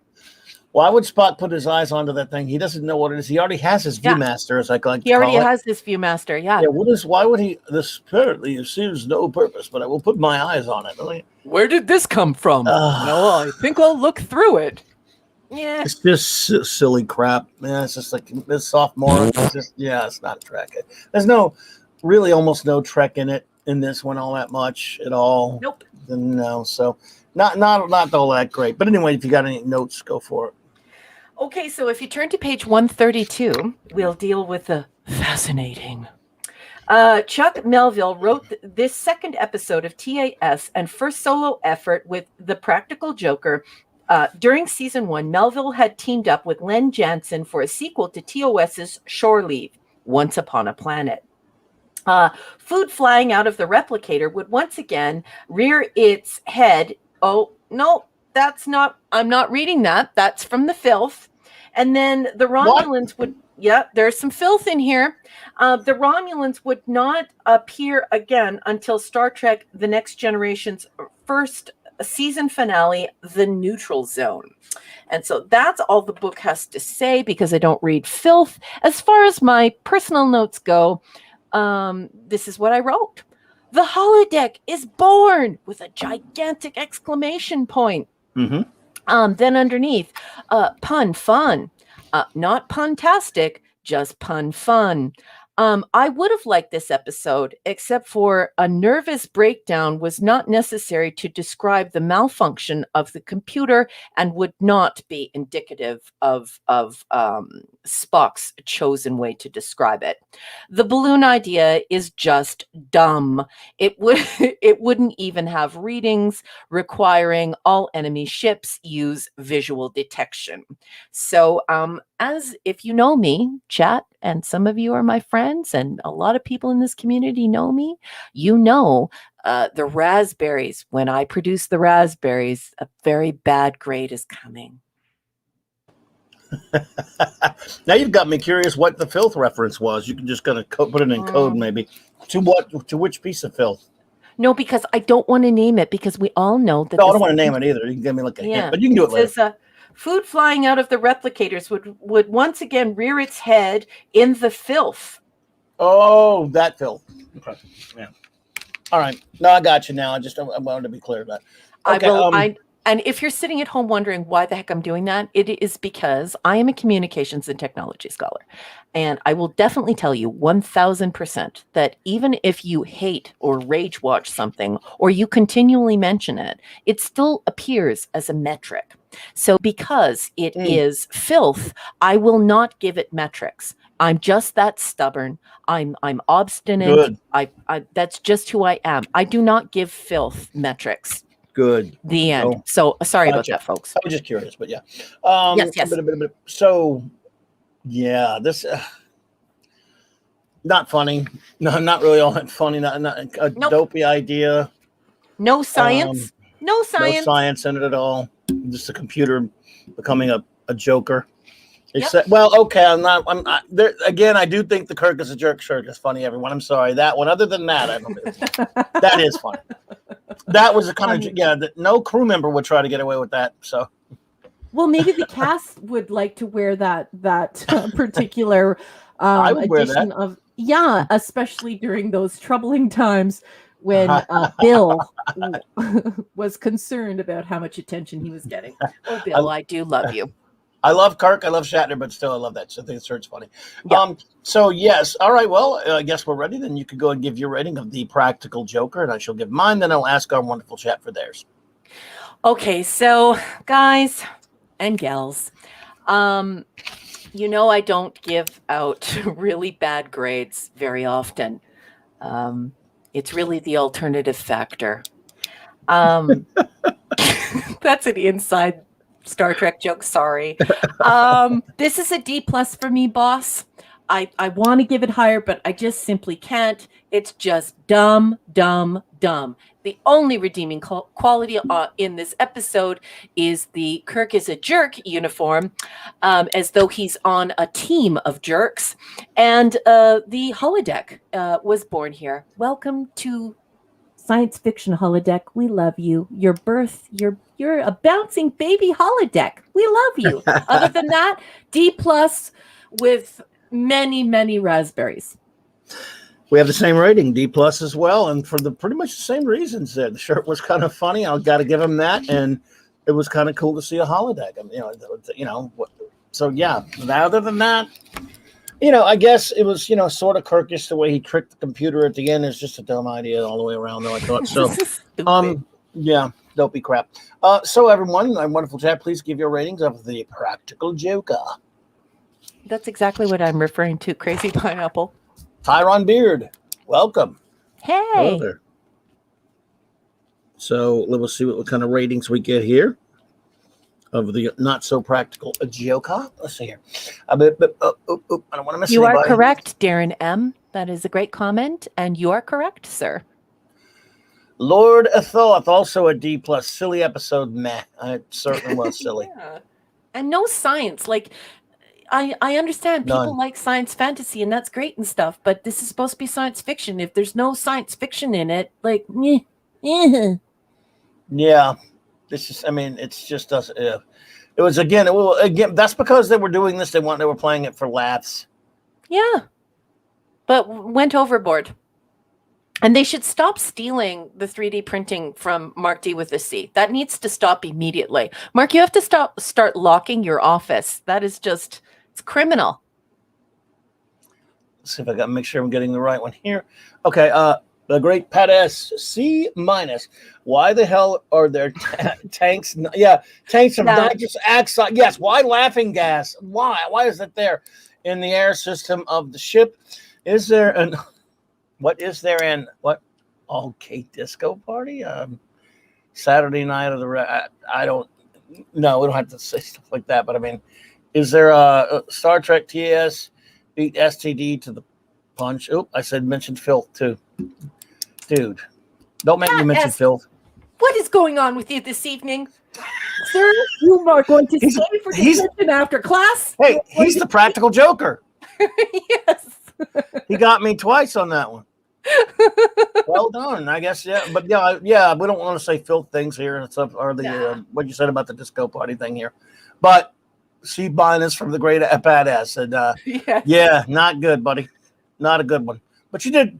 Actually, it's kind of amusing that you got me with a practical joke. So, yes, in a sense, got me to say that thing. All right, a snort of poopos cuber. D. Spock's Viewmaster suddenly has side pieces, and it wasn't even the same Viewmaster. Yeah, but it wasn't the Viewmaster. Yeah, it wasn't the Viewmaster. Yeah. Yes. Spock actually says, "Where did this come from?" Where did this come from? And he sticks his eyes on it because which are very convenient for the practical joke. Why didn't the Romulans go around the energy cloud and keep chasing the Enterprise? I don't know. I do not know, sir. Snort of Poopus number 2 is I guess the Romulan sensors are not set to detect oversized party balloons. This is basically a silly excuse for a comedic episode. Agreed, sir. Yep. True. Sandra and you made me do the ugly laugh. Bad bear. No, I love you. Sandra Feliciano, D, just not good. Fair enough. Poor Sandra. Sandra's so disappointed. That was such a great response. That's not like I hate you. It's more like I'm so disappointed. Love it, Sandra. Love it. D plus for D Bud Martin. I totally agree with Raquel. Just two Saturday morning for me at least. It had Romulans and the first holodeck. Yes. Yeah. That was kind of cool. Yeah. Romulans and those Klingon design ships. Yeah. Eric KD, I think this was a plot from Dick Dastardly to win a race. Yeah, he's got the wacky races. Love those. A big balloon. Come on. This was just a sad episode. Yeah, who wrote this episode? Wile E. Coyote with a big balloon. Eric it gave a D for disappointed, just like Sandra. Yeah, D for dumb. Yeah. D for dumb, D for disappointed. Scuba Pete C. A weird one for sure. The giant Enterprise whoopee cushion. That's his face. In the end, the Romulans got their just desserts. Scuba Pete. Well done. Scuba's always got a good one for us. He's always got him. He's got him. Oh, man. Let's see. I hate when this thing jumps on me. Where are we at? Okay. Well, the sucker jumps. Raymond Feliciano says D minus. Q Raquel Raspberry. The Romulan formation was poorly drawn. Overall, a clunker. And an aside, why can't they get the Enterprise logo rightly centered on the uniform? Kirk can say jerk. Yeah, because it's filmation. You should see all the time. Remember the old Batman filmation show where the bat insignia would disappear for a couple of cells and different things like that? Yeah. I love him. I love Lou Scheimer, but that was a cheap Yeah. It was Yeah. boring. I'll give it a D minus. Is that D minus, love? Yep. There you go. See, Catman, no, I aka D think he's. minus. I think that Dee Dee Myers is actually making a tennis joke. Doesn't love mean Okay, nothing? could be a tennis thing, I guess. Oh, I okay. think it means nothing or like a failure. I think love wondered if that represents was it. failure in tennis, but I don't know Okay. anything about sports. I'm a nerd and I know nothing about sports. So I could be wrong about that, but I think that's what he's trying to imply. I think love is when Yeah. you fail at something in tennis. But it is definitely a tennis term, or used as a tennis term. Yes, Captain Hipster Spock, Penelope Pit Stop. I love the wacky races. Let's see here. Mark D with a C. D, 1 out of 5 Enterprise blow up dolls. Yes, it's so bad. A really silly episode, trying too hard to be funny, like Trouble with Tribbles. Yeah. Why would Kirk wear the Kirk is a jerk shirt to the bridge? Well, that is a good point. I never thought of that. That is kind of. And how did he notice it? Does he well, I guess Yeah. Kirk would stand in front of the mirror looking at his tuchus. And who's going to tell him? Yeah, he was did, checking out his bum, making sure that and he looked in the mirror and said, "Do I look fat?"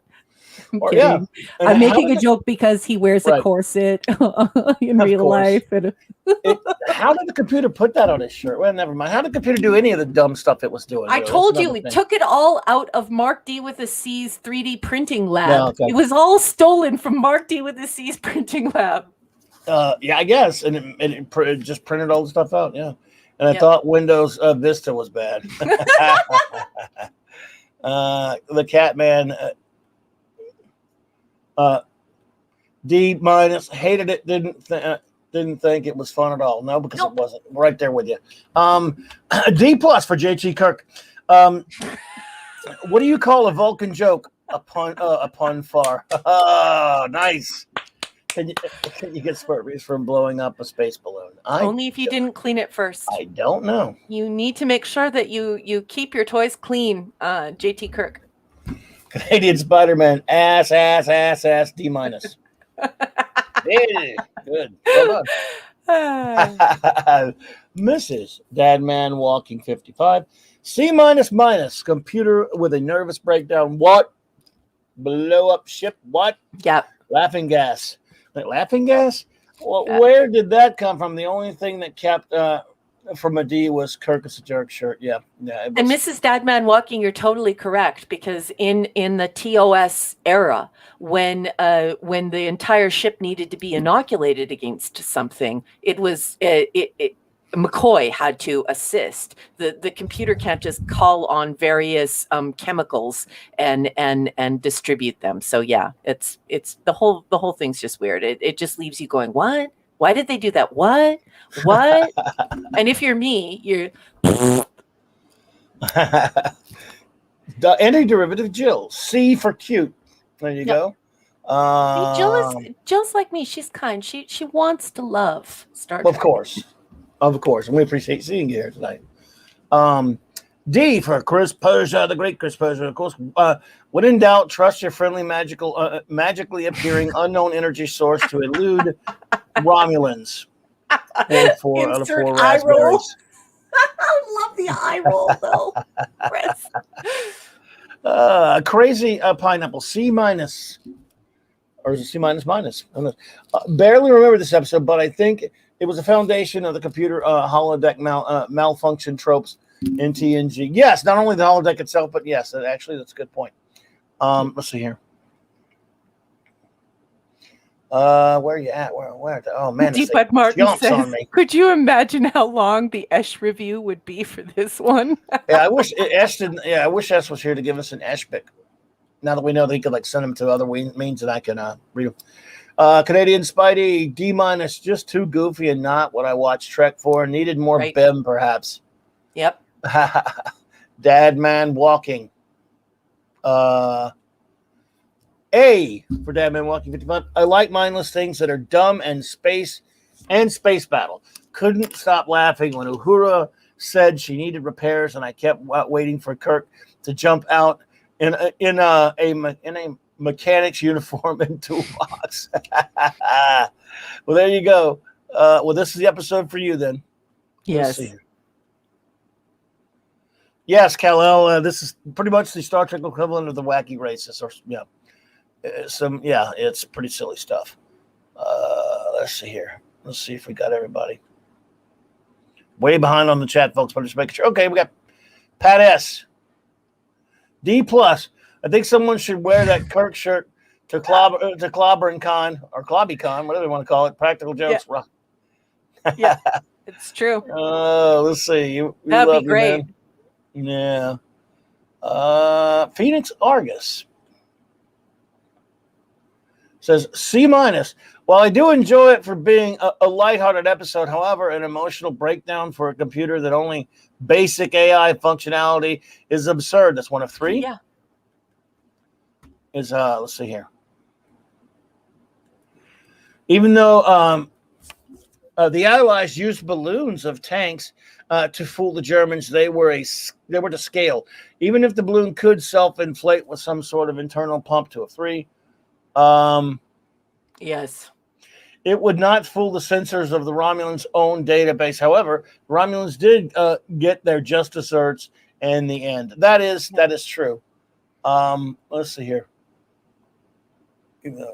I'd like to know the physics behind filling a balloon that size in that short a period of time in the vacuum of space. It's an interesting idea that makes me want to head desk. Could you imagine how long the Esh review would be on this one? Yeah, that would be up there, D-Bud. Let's see if we got everybody here.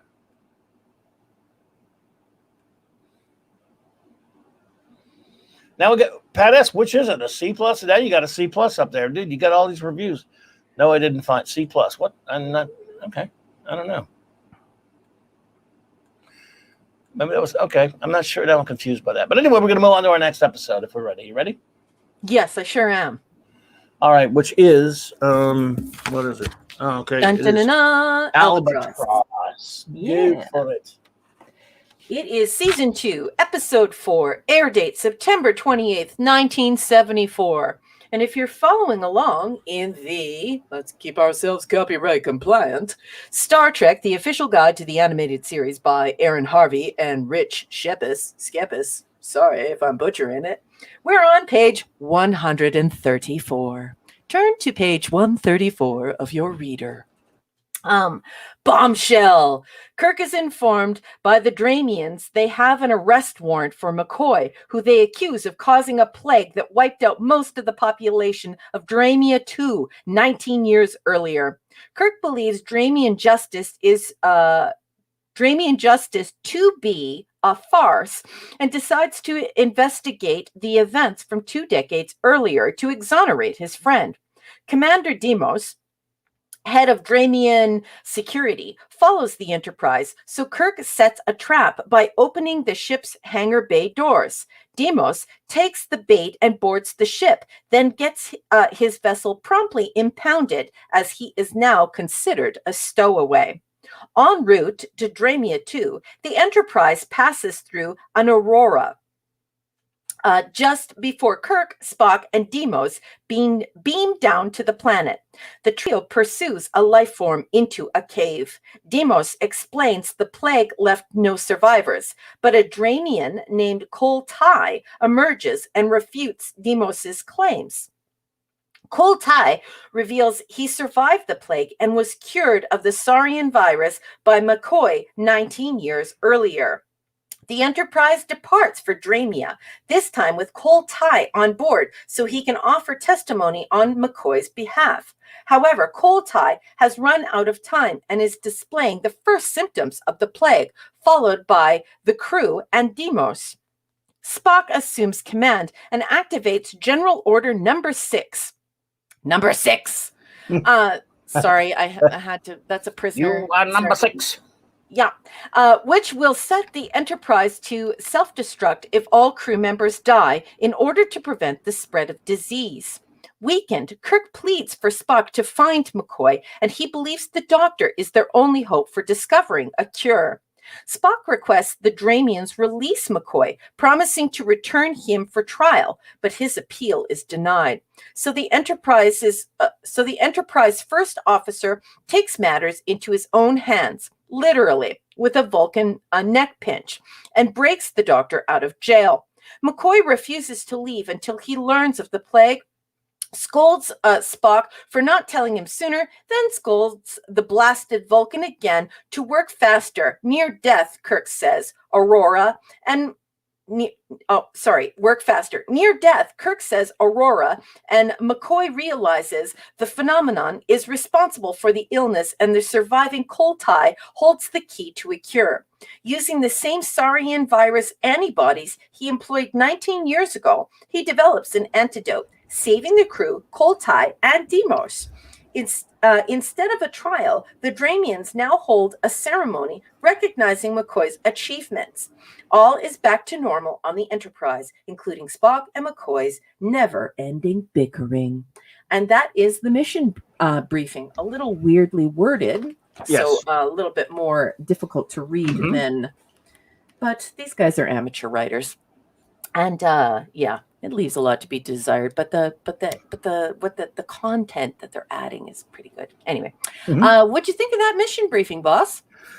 Good, and I kind of actually like this episode a little bit. I thought this episode, certainly, again, broken record time. It should have needed way more time to be fleshed out. Yeah. But I kind of like that they were at least, unlike the silliness of the previous episode, it was trying to be character oriented. A little bit of McCoy's past. There's at least something of a serious, more of a Trek type of a story to it, in my opinion. In other words, none of this. You could definitely criticize it. There are things like the scene where, when Kirk, opens the shuttle bay to let the guy fly his ship in there, and let us just accidentally pretend like it's all of a sudden. We'll just open it up and he'll just fly in there. You're like, you're not tricking anybody. Well, you just opened it when the guy sees you open it up. You just may as well. And some of that stuff with the way they kind of let him come aboard and then trick him. I didn't understand that. I thought that kind of really didn't work out too much, but that's not more of a nitpick. I like some of the stuff with, Kirk definitely taking matters into his own hands to go find out what's going on to try to clear McCoy. I just thought this was at least an attempt to be more of a mature Trek story than the silliness of something like The Practical Joker or even Bem. It's not really, it just doesn't have a lot of time to age the story very well, in my opinion. Nevertheless, I think it's an earnest attempt. In any episode of this show that tries to be a little bit better than your average fare of the time always wins a little bit of favor with me. I think this was trying to do that. At least it's a serious Trek type of story. Not one of the greater episodes or anything, but I thought it was okay. Well, no one in the chat or in this community is going to be surprised, but I wholeheartedly agree. Rennie A's here. Look at that. Rennie A. Hey. The beautiful Rennie A. Beautiful lady. Hey there. Sweet lady. I'm so happy you're here. Mwah, mwah. I can't believe you're here. That's so cool that you came to support us. I hope you have a great time tonight. You are always such a wonderful host yourself, and you treat everyone like gold. You are such a kind person and such a great fan of science fiction and so many things that I love. I'm so happy you're here. Yes, even though it's just like she said, for a second, but it's lovely to see you even for a second, beautiful lady. We appreciate you. Cardinal Sin, hey buddy, what's up? Yeah, Cardi, nice to see you. Okay, so if we turn to page, go for it. If we turn to page 138, we can discuss the fascinating and the whoops. Oops. So for this one, it's for the first time in TOS or TAS, the Enterprise shuttlecraft doors were seen opening outside the ship. And for the whoops, after beaming back on board the Enterprise, McCoy's uniform is command gold while he's standing next to Kirk. It reverts back to his usual science blue the very next moment upon close-up. And you should see the wonderful artist renderings in this chapter. And as far as my personal notes go, boss, I put, why wouldn't Starfleet tell Kirk about the outstanding warrant for McCoy's arrest? That's a good point.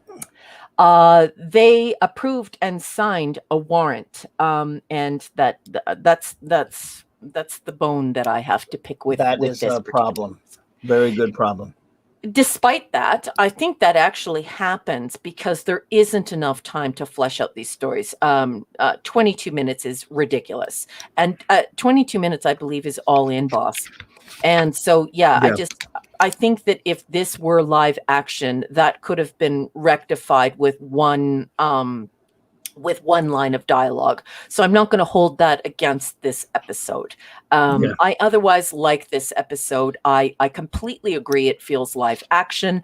Not only does it feel live action, but you forget that you're watching a cartoon. And it's great to have another creature on board. A lot of people are talking about that in the chat whenever we're discussing these episodes. And Yeah. gosh darn it, it's so cool to have a new alien race introduced because, in a science fiction person's mind, you're just going to a whole brand new, wonderful place. And it's inspiring. It fires the imagination and moves the furniture of the mind and most enjoyable.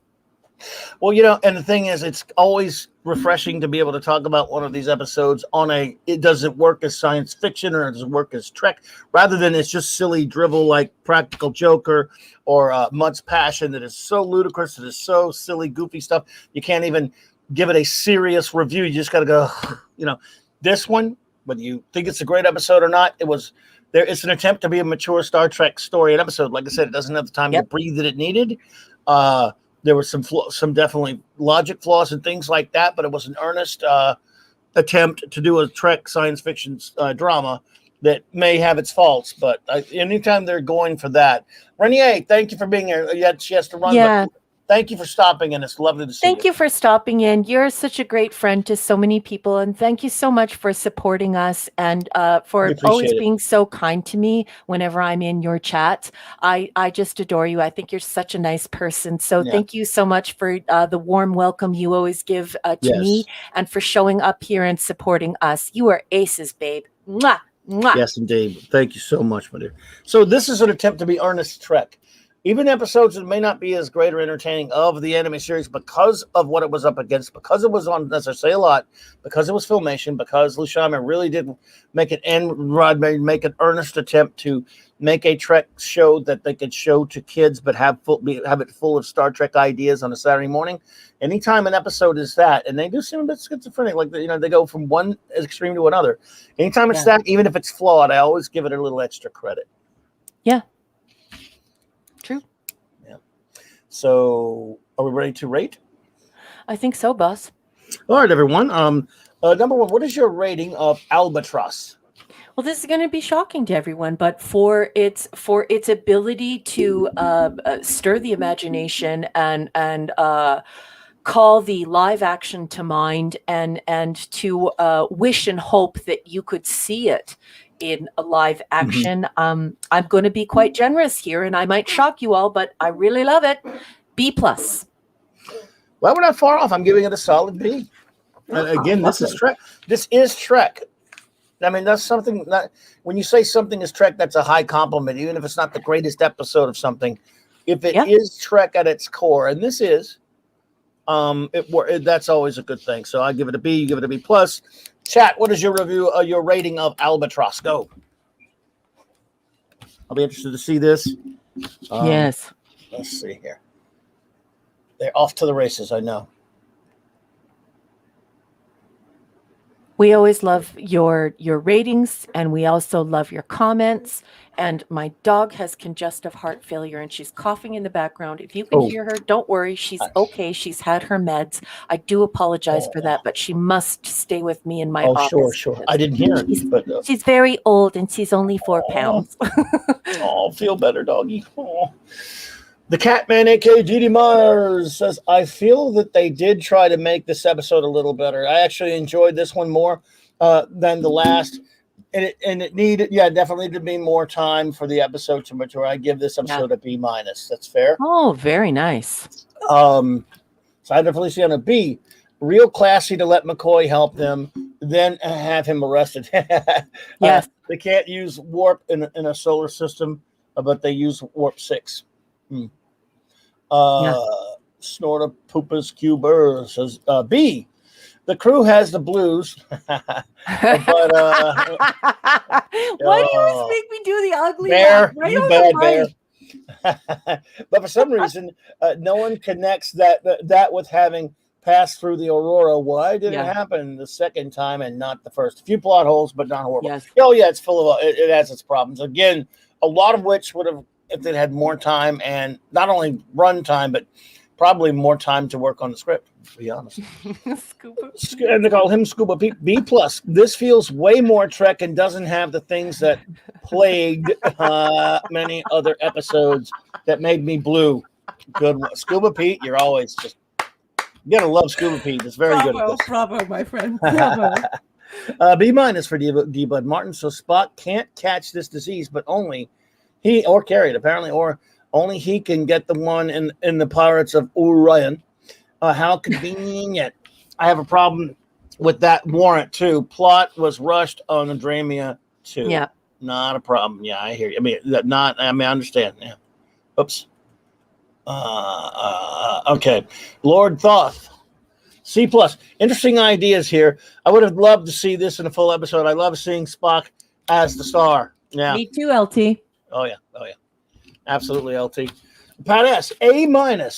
In hindsight, we look back at TAS and say, hey, these cartoons are cute or funny, but we have to remember this was a light in a very dark time for Trek, 3 years before Star Wars inspired phase 2. Yes, 1 of 2 for Pat S. That is absolutely a good point, buddy. Yep. And let's see here. 2 of 2.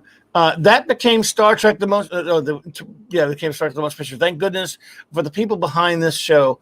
Long live the fighters. Yeah, absolutely. Store to Poop is finished. Oh, and McCoy was wonderfully ethical and compassionate, as he always is. That's why we love McCoy.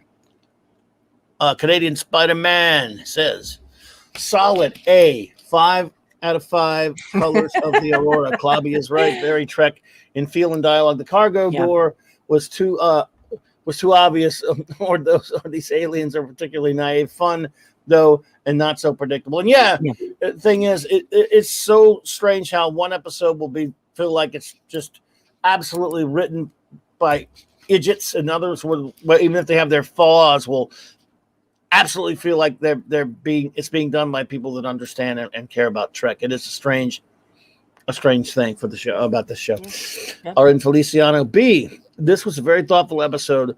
Could have been used more. Could have used more time. The McCoy as martyr trope victim gets old. Let's see here. JT Kirk B. The short run time is an albatross around the neck of writers. Good point. This is the TAS equivalent to a beer bug episode. Cool looking aliens. Yeah. Well, almost JT Kirk, because wow, no tri-council policy on research or any type of clinical trials. It just all went directly into everyone's arms. Yeah, absolutely. But here we go. Mrs. Dad. Oh, I'm sorry. I'm gonna get that one second. I forgot. Eric, I put a case up there. I'm sorry about that. I wasn't looking. Eric K. The great Eric K. B. I felt better after this episode. I am glad that they got McCoy out before he was killed.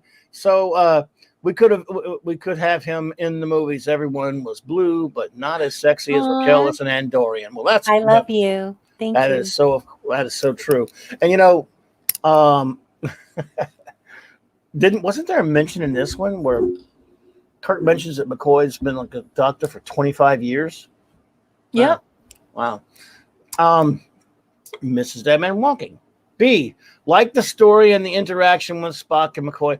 How stupid to think you were sneaking onto a ship when they opened the door for you. Needed more time to close up that plot holes. Yeah, that was kind of got to me. Anti-derivative Jill gives it an A. Thank you, Jill. Nice score, Jill. Indeed. Appreciate that. And Jill, don't be shy in leaving full comments here. That's what this community is all about. So if you ever feel like you want to express why you gave that grade, we're in no pecking order here. We're just one gigantic family, and we would love to hear your thoughts. So I want you to feel most welcome, Jill. Feel free. Anytime you want to watch. Look, the rating is fine too. But if anytime you want to write stuff, we got people write what we call epics or epics here, like multiple messages reviews. So feel free. Crazy Pineapple B-. I think this is meant to be a minus. Yeah, B-. A strength of TAS is the ability to imagine aliens as alien looking instead of people with prosthetics and bumpy foreheads. That is so true. Canadian Spider-Man says, why doesn't Kirk go to Warp 9 all the time in serious situations? Was it a TS budgetary thing? High cost of fuels? Yeah. Well, Scotty didn't like it when it went past 6 or 7, so. Yeah. So, but he did sometimes. The great Chris Beja, B, a Trek episode that would make the previous one green. And the ending banter between Spock and Bones brought the episode to a great end. Yes. Wonderful comments, Chris. The great Mark D with a C says a B+, real Trek in this episode, and they deal with the plague on a Saturday morning cartoon. Yeah. They set the ship to self-destruct in the if the entire crew dies. Yeah, that was interesting as well. And love the last line from McCoy. If I'm ever in jail again, don't send that Vulcan to release me. Just let me rot. So good. I love it. I love the story. I'm trying to make sure we have them all here, folks. Darren M has to run. Darren M, thank you for being here. We appreciate you. You're leaving? Well, thank you so much for stopping by, and I hope we'll see you next week. Yeah, absolutely. It's always great to see you, Darren M. Appreciate you. Dead Man Walking. I always say Dead Man has a habit, dude. I don't know what it is. Dead Man Walking 55, A-. I like the quick surprise at the beginning with Bones arrest. Yeah, they kind of just sprung it on. They were about to leave. Oh, by the way, you're under arrest for murder. Yeah. That was kind of clunky. Not every episode. SB mindless, and that and this wasn't. These episodes are pressed for time. Will be issues. Yeah, didn't leave me blue. Indeed. Me either. Phoenix Argus, B+, plagued with the same issue that most of the episodes. A lack of time, which is almost sickening. Yes, it is. One of two. Plagued. Love you, Phoenix. Oh yeah, very nice. Very, very well done, sir. Let's see. I may be seen as ill, but the designs for aliens looked like they were reused in Silent Enemy, which was pretty cold. What happened? I love it. I may be seen as ill. Yeah. Just Phoenix Argus is just such a always good. Yeah. Love it. Always good. By the way, thank you for that, Cardinal Sim. We appreciate you for that, buddy. Yes, we do. Very much so. Thank you so much. Wow, it's Sunday afternoon over there, Captain Himstar. You're in NZ, New Zealand. Wow, we are the farthest in the future there, bud. You're a Kiwi. Indeed, sir. I hope you're having a marvelous Sunday afternoon, sir. Felix August, I may be seen as. Oh, I got that one. Sorry. Oops. Yeah, that's a good one. The puns tonight, you guys. The puns. It's a pun-tastic, pun-erific pun time. I believe we are ready to move on to our next episode, folks. Yes. All right. If you're following along in our reader, we're on page 140. And we're doing episode How Sharper Than a Serpent's Tooth, Season 2, Episode 5, air date October 5th, 1974. Trapped! The Enterprise has been ensnared within a globular force field generated by an alien ship encountered on the same trajectory as the probe. There they come face to face with the Mayan god Kul Khan, okay, who has angered humanity, has forgotten him. However, since he considers himself a benevolent deity, he gives the Enterprise crew a chance to make amends, with the caveat that failure will result in mankind's demise. So much for benevolence. Kirk, Scotty, and Ensign Walking Bear are taken from the Enterprise and transported to the alien ship. McCoy notes Ku Kublai Khan. Allowed Kublai him and Ollie. allowed him to keep his medical kit, but questions its usefulness.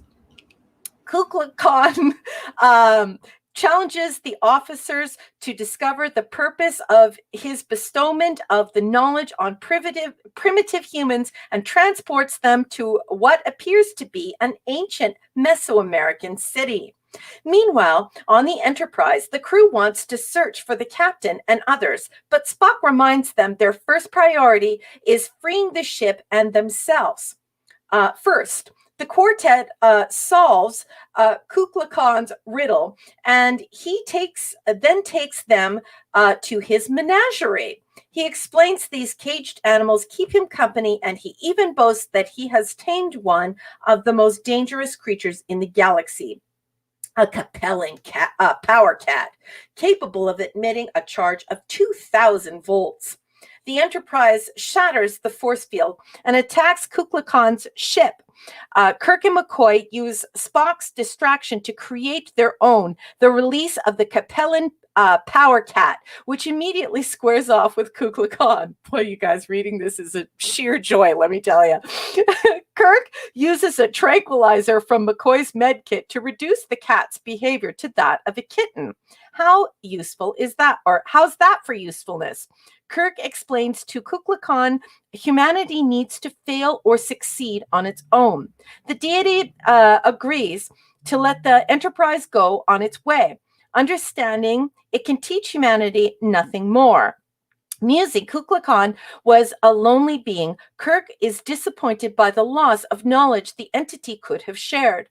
Bones recalls a quote from Shakespeare, "How sharper than a serpent's tooth to have a thankless child." Kirk orders the Enterprise to Starbase 21 at Warp 2, leaving the system having solved the mystery of the probe and filling in the blank from Earth's past. And that is all that is in the mission briefing, which was quite the tongue twister in several areas. So what'd you think? I kind of like this episode a little bit. I think this episode has some Trek ideas, and some of them are little boring Trek ideas that you've seen before. But I think it was an earnest attempt. Again, I'm not saying this is as good as Albatross, but I actually kind of like it. I like seeing Ensign. Was Bear Claw? I like this character. I know, again, you had a coincidence. It just so happened to be he was there to recognize Kublai Khan. Walking Bear, boss man. Walking Bear. Okay, sorry. Bear Claw was a character in the Star Trek comic from the DC. I forgot. That was actually an ongoing character in the DC Trek comic. And so I mixed it up there. So Walking Bear, it is in Walking Bear. And I liked him, actually. He got a chance to be in the episode a little bit. Again, this is not Saturday morning fare so much. It has a lot of Trek elements to it. Again, there are some tropes or some that you've seen in Trek before. This being that visited Earth, you're seeing a lot of Who Mourns for Adonais and other stuff like that. That kind of our Magics of Megas too. Even beings that were on Earth for a while or whatever. But again, it was handled in a fairly smart way. I thought. I don't think it's a great episode or anything like that. But this again. It had Trek ideas, Trek messages, and things like that. And I thought, and again, it was not just standard Saturday morning silliness of the time. So I give it a lot of I don't know. I give it some credit, and again, needed more time, probably. But I thought this was a fairly entertaining and well thought out episode. No, not so much well thought out, but it was thoughtful in a lot of ways in terms of having the Trek elements that one of these episodes always gets an easy ride with me if they have some Trek soul and heart in it, if you see what I'm saying. Yeah. Mm-hmm. Yeah. So I thought it was an okay episode. I'm a little harder on this episode, which is surprising because usually you and I are of one mind. So on page 144, we have the fascinating. And it says wise reuse reuse, sorry, the episode's plot for an episode of Filmation's Tarzan, Lord of the Jungle. In the episode, Tarzan Really? and the space god Kukulkan visits Earth and is revealed to be an alien. And for the whoops, we have in an overhead shot of the bridge, Uhura is shown with pale skin. Oh my goodness. And I love that far, show. I love Tarzan, by the way. Go ahead. Yeah, I am a massive fan of Tarzan. Oh, really? I love that cartoon they did. I did not know that. I didn't realize you were a Tarzan fan. Cool. I never watched the cartoon, and I've never read. I never read the comics.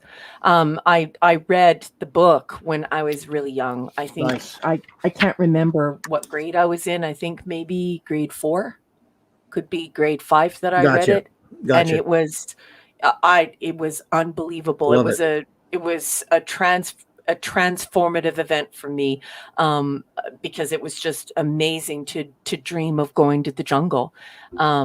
Cool. Yeah, I love Edgar Rice Burroughs. Yeah, and just the whole idea of it, because we knew so much less about the world than we know now, and so it was that book. Wow, that book was monumental in my childhood. A wonderful book. Nice. So here are my notes. So the Kukulkan, Not to be mistaken for the Kubla Khan, which would be Samuel Taylor Coleridge, which is why I have such a hard time saying the Kukulkan, because of the Kubla Khan. The Kubla Khan just wants to come out of my mouth because I'm a huge Samuel Taylor Coleridge fan.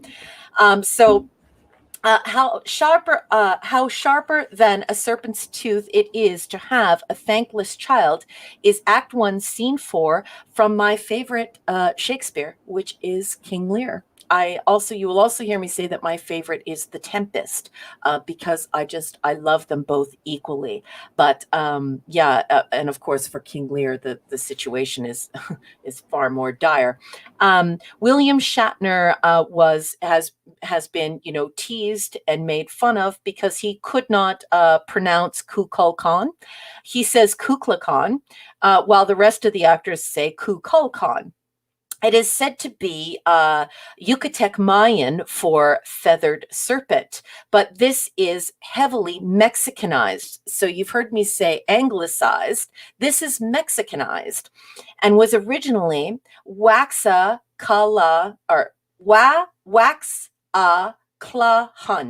This is indigenous Mayan.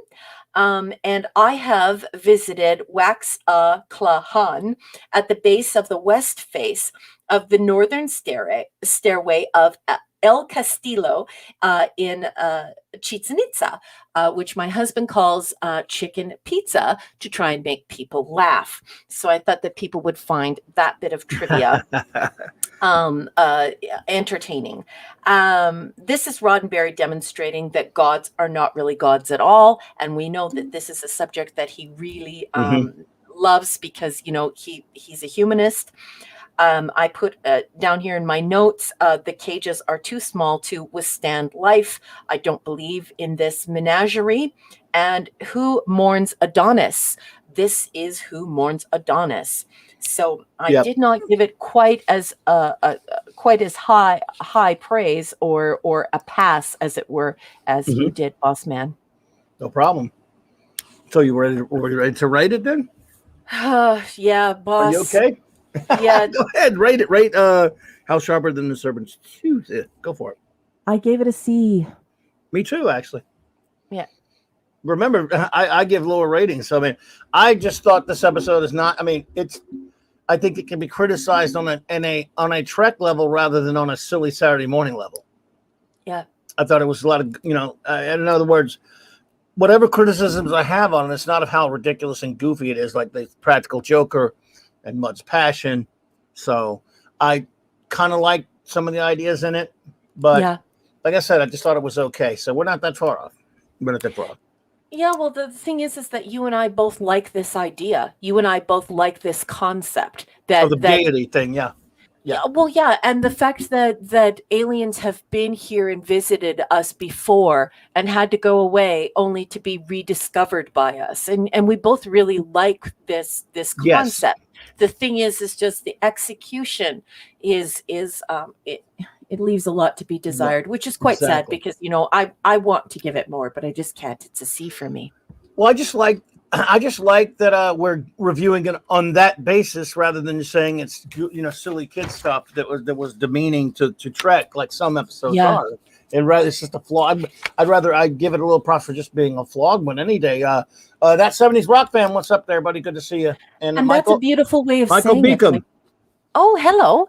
That's a beautiful way of saying it. I totally agree with you. I completely agree with you. The concept is one that I love. I wish that I could have this in live action. The execution isn't the best, but it still doesn't leave you thinking that everyone's going to climb in the back of the mystery machine and drive to the next. Yes. You know what I mean? Yes. There's no mystery machine in this episode. And I also love the fact that the story is based on a historical event, like an actual, Yes. yeah. So I love that. I just absolutely love it. Yeah. Flawed Trek is better than something called Star Trek that is really goofy, drivelly, so. Oh my goodness, Captain Hipster Spock, please don't tell me you read Samuel Taylor Coleridge. How dare you drop Xanadu in this chat?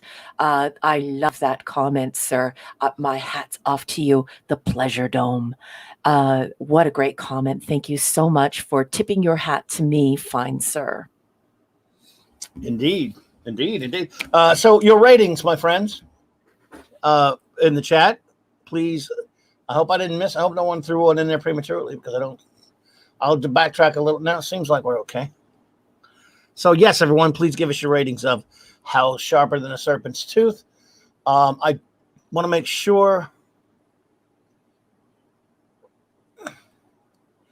Antiderivative Jill said, haven't seen this one enough and long enough to rate it fairly, but remember being intrigued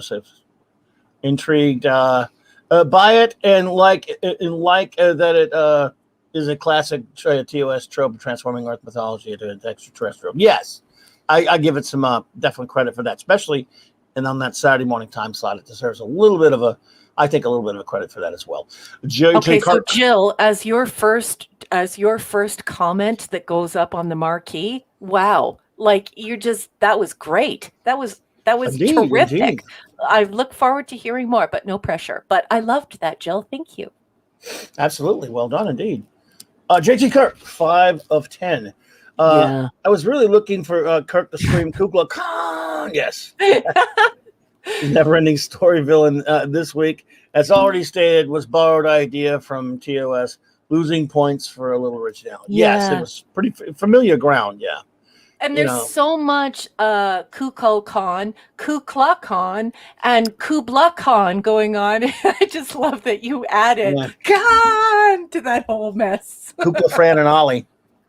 I can't stop thinking of Kukla, Fran, and Ollie when I see that thing and hear the Kukla for some reason. Snorta Poopa C. Yes. This is Who Mourns for Adonis. Meets Duncan. Sorry, Duncan. I need to move the screen back again. Earth certainly has a lot of annoyed, retired gods roaming the universe.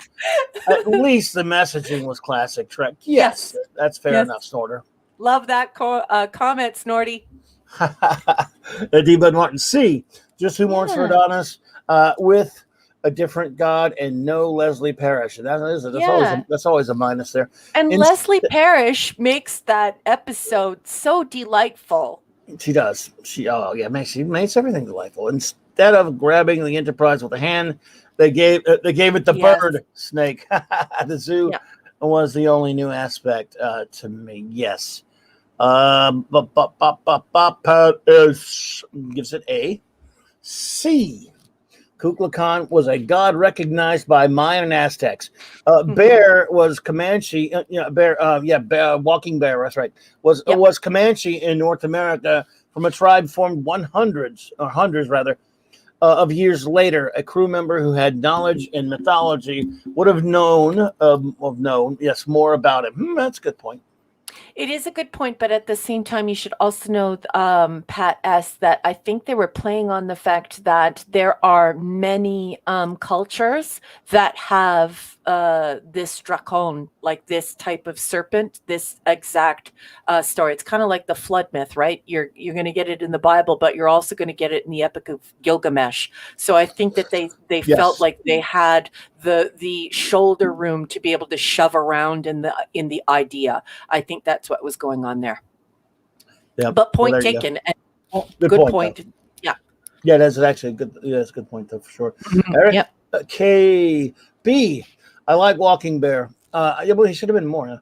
I would have liked to see more of him, a little bit more, a little bit of lore, even if not entirely correct. Mike, get people to investigate more. Yeah, again, a story that might have worked with, as we often say, with more time, and probably would have worked better, if they kind of did some work on the script there. But at least it was Trekish. Scuba Pete, a solid A. Ancient alien theorist agreed. I enjoyed this episode, as Raquel knows. Yes. Call premise, a seal with call? Call, or you mean maybe cool premise? Maybe you mean to tie it back to the Mayan, and you're gonna have to pronounce that word for me because I don't want to screw that up. I'm not doing it. I think it's K. Okay, not a chance. Sorry, you almost got me. But what you said, because I can't really pronounce. I can read it, but I can't pronounce it. Giving them a city blueprint, because I have no idea how to pronounce that. I've seen the word many times, and I couldn't tell you how it's pronounced. I don't know if I've ever heard it. Blueprint to build for its return. That's okay. Yeah, I hesitate to do it because I know my Spanish students have taught me so much about Spanish now that I wouldn't touch it, because I now realize how badly a lot of North Americans brutalize Spanish. Like when I was taught by my students that the Mexican dogs are that it's actually pronounced cholos quintly. And trying to get North Americans who aren't Spanish to say it correctly. So now I hesitate, and I just let my students tell me. But I do have to say, Scuba Pete, yeah, that's also what I love about it is it encourages children to go and investigate these incredible stories that Scuba Pete and I really, really love. And these are actual places you can visit and be mesmerized by the structures and the stories therein. So Scuba Pete, absolutely love this comment, and I feel the same way about the episode. Well done, Scuba. Thank you. Crazy Pineapple. B, I like how Trek ties ancient mythology to advanced beings. Kukulkan is a god in the same vein as Apollo, as Moon Morts does. Yes, absolutely. Appreciate you there. Mrs. Dadman Walking 55. C was good but not great. Once again, I think this time the time constraints hurt this show. Kirk should have at least been knocked out by the shock.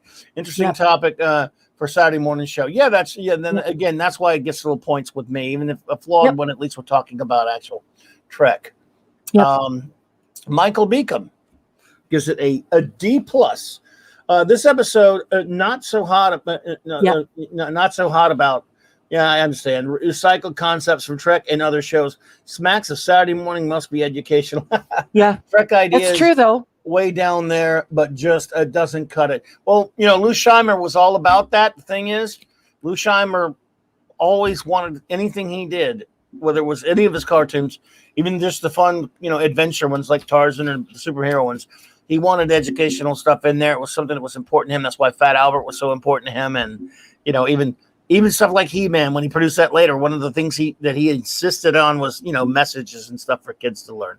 So that's so it was the same deal with Star Trek and other things he produced. And I love Lou Scheimer, by the way. He really meant well. Can we just stop for a second here to admire Michael Beacom's avatar?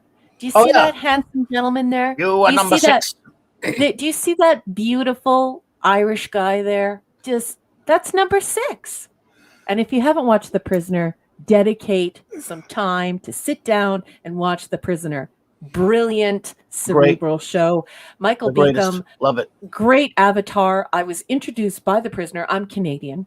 I was introduced to The Prisoner by Clobby, and wow, just blown away at it. Just absolutely, I just love it. I became an instant fan, and I love that you have number 6 there. He looks great. I love him. Love it. We're Prisoner fans here, buddy, and we appreciate that. It's the greatest. Love it. Thank you so much for that review, Michael. The Catman, aka Dee Myers. I give it a solid C. It was all right. Okie dokie. Fair enough. Indeed. Yeah, man. Same here. Lord Thoth. Al, he gave something a higher rating than we did. Isn't that amazing? We love Lord Thoth. Appreciate you, buddy. B- for Lord Thoth. As a fellow god, I appreciate the serpent traveling the universe, trying to be a positive influence on you mortals. A fun episode, but not amongst the best. Fair enough. Yeah. And again, look, you did one higher than us, and that's rare, buddy. And we only appreciate you. Okay, stop the presses. Did you just see that? Okay, so everyone there, Lord Thoth gave a higher grade than both than Clobby and me. Lord Thoth gave a higher rating than me.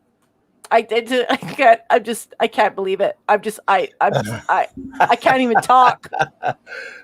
We appreciate you, LT. Absolutely. Simon Feliciano B. Some interesting reincorporation of the alien comes to Earth and considered a god. Yeah. He leaves and then is upset he's not worshipped. God, good seeing a different culture's background. That's what I liked about it. That's one of the things I liked the most about it as well. Yep. Hey, Rod Thunderheart. Rod Thunderheart. Good to see you, bud. All right, great to see you here. Rarin Feliciano Raymond says B. This ancient aliens trope actually works. Very thoughtful. I'm Cuckoo for Cuckoo Puffs. Cuckoo for Cuckoo Puffs. Love it, man. Hey, Nick's here.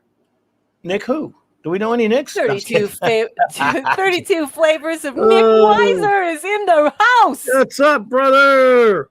Good to see you, man. We love Nick, man. Dude, appreciate it. Was on with him last night on this fantastic channel.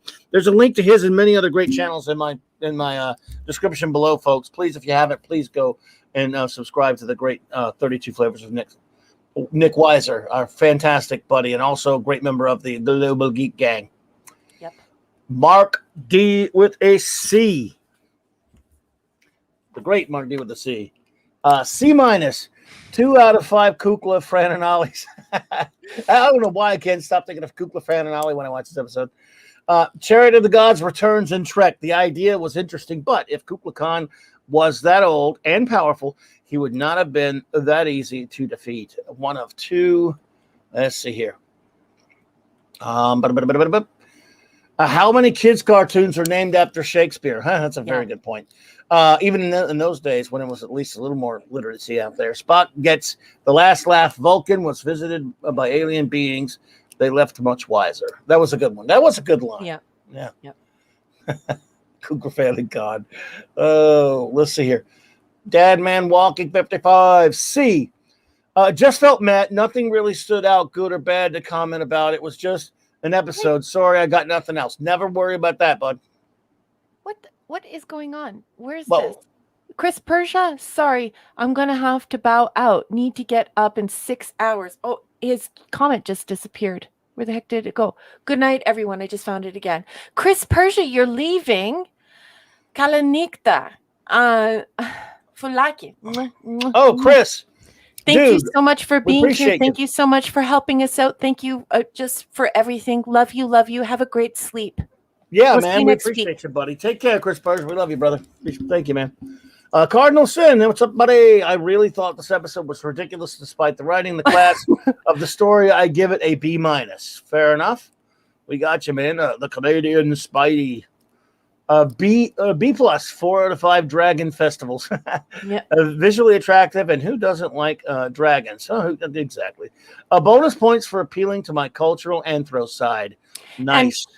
Canadian Spider-Man, that is a wonderful comment, and he caught on to what I threw out there, and it's because he does love studying anthropology. I think he may have even taken some anthro in college. But yeah, that the dracon, or the dragon, that idea is almost interchangeable with the idea of serpent in these ancient stories that are mostly from orality.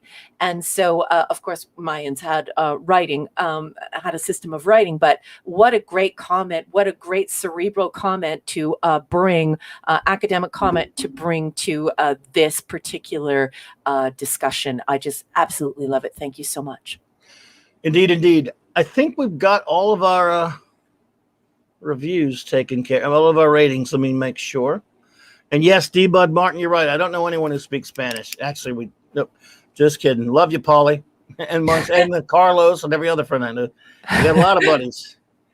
Yeah, I could have sent that to him, get him to tell me how to say that. Yeah. Have you ever seen the way that that Cholos Quintly is spelled? Somebody put Cholos Quintly in the chat and just look at it, because like my students must have corrected me like 50 times on the quint. Cholos Quintly. They must have corrected me 50 times until I got it right. I like those dogs. I just really love those dogs. But I when I look at I only know the English alphabet and the Greek alphabet, and just the way that those letters are pronounced. And when you see Cholos Quintly or these Q words or X words in Spanish, you have to be careful and show respect, because you probably have it wrong. Indeed. Hey, Pod Racing Palpatine, good to see you, my friend. Thank you for stopping in. We're always great to see you. Yeah. James Caserta is here, and so is Tim's Talk. Who? I'm going to catch up. Talk. Okay, we got new friends popping in. Let's see here. I'm way behind on the chat, everyone. That's why I say that, because I'm not up to speed. I have to slow it down to catch all of the things there. James Caserta, what's up, buddy? Yeah. Always good to see you. And Tim's Talk, hey man, good to see you. So appreciate you both being here. Good to see you. Good to see you, Tim's Talk. Let me see. I think we got all of our reviews. I mean ratings. I think. Mm-hmm. Do we have them all? I think we got them all. I think we're ready to move on to our final. If we missed you, make sure you tell us, okay? Everyone at home. Sorry for interrupting you, Claudia. No problem. If you miss, just put your. Anytime you miss one, tack yours on to the last one. If something, because I do miss things here a lot. So we have the final episode, not only of the evening, the final episode of Star Trek: The Animated Series that we were about to review for you. Yes. Are we ready? We are. Please turn to page 146 of Star Trek: The Official Guide to the Animated Series by Harvey and Shepis or Skepis. Not sure where he's from, so not sure how to pronounce it. Once again, page 146. We are on season 2, episode 6, air date October 12th, 1974, and the episode is called The Counter Clock Incident. Dun, dun, dun, dun. Red alert! The Enterprise makes contact with the Beta Niobe supernova en route to Babel and encounters a ship on a collision course with a dying star. The alien ship, which moves at incredible speeds, fails to respond to hails, and Kirk refuses to allow it to destroy itself. So he orders a tractor beam engaged.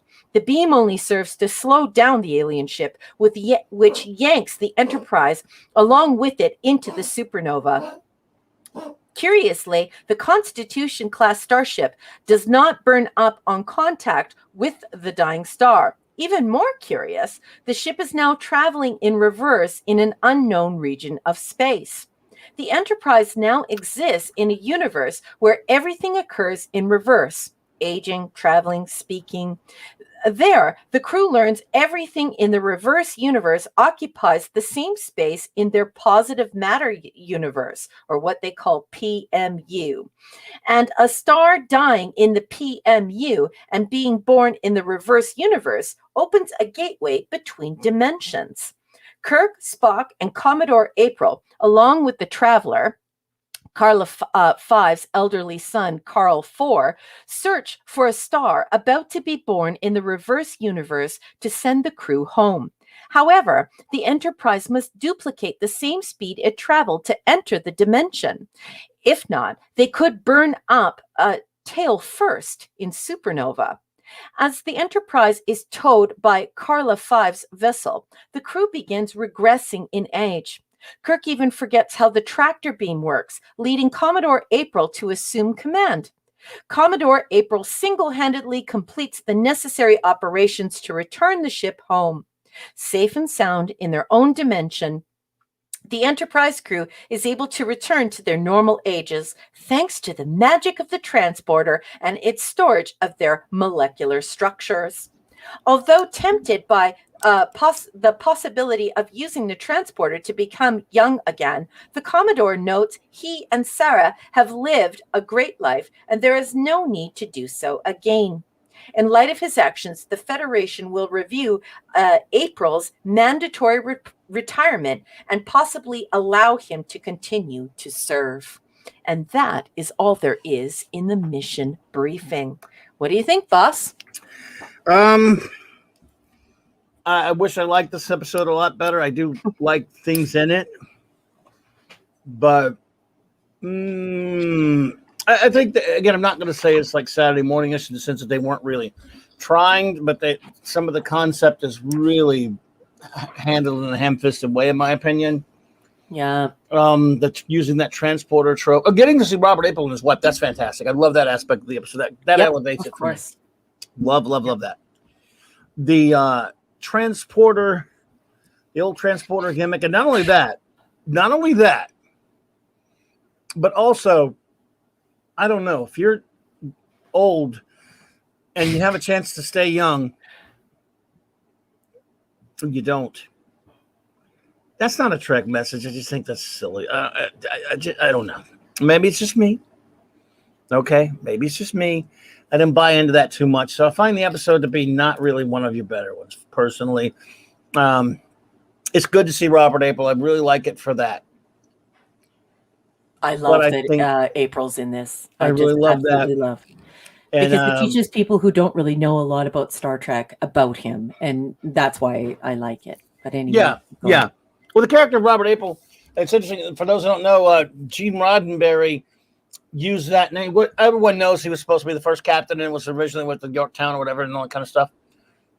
But he actually, in my opinion, the greatest TV Western of all time, Have Gun Will Travel, he had a recurring character that appeared in 2 episodes called Robert April. He was played by 2 different actors, but still, he liked that name for some reason. Because he wrote some of the best episodes of that show, by the way.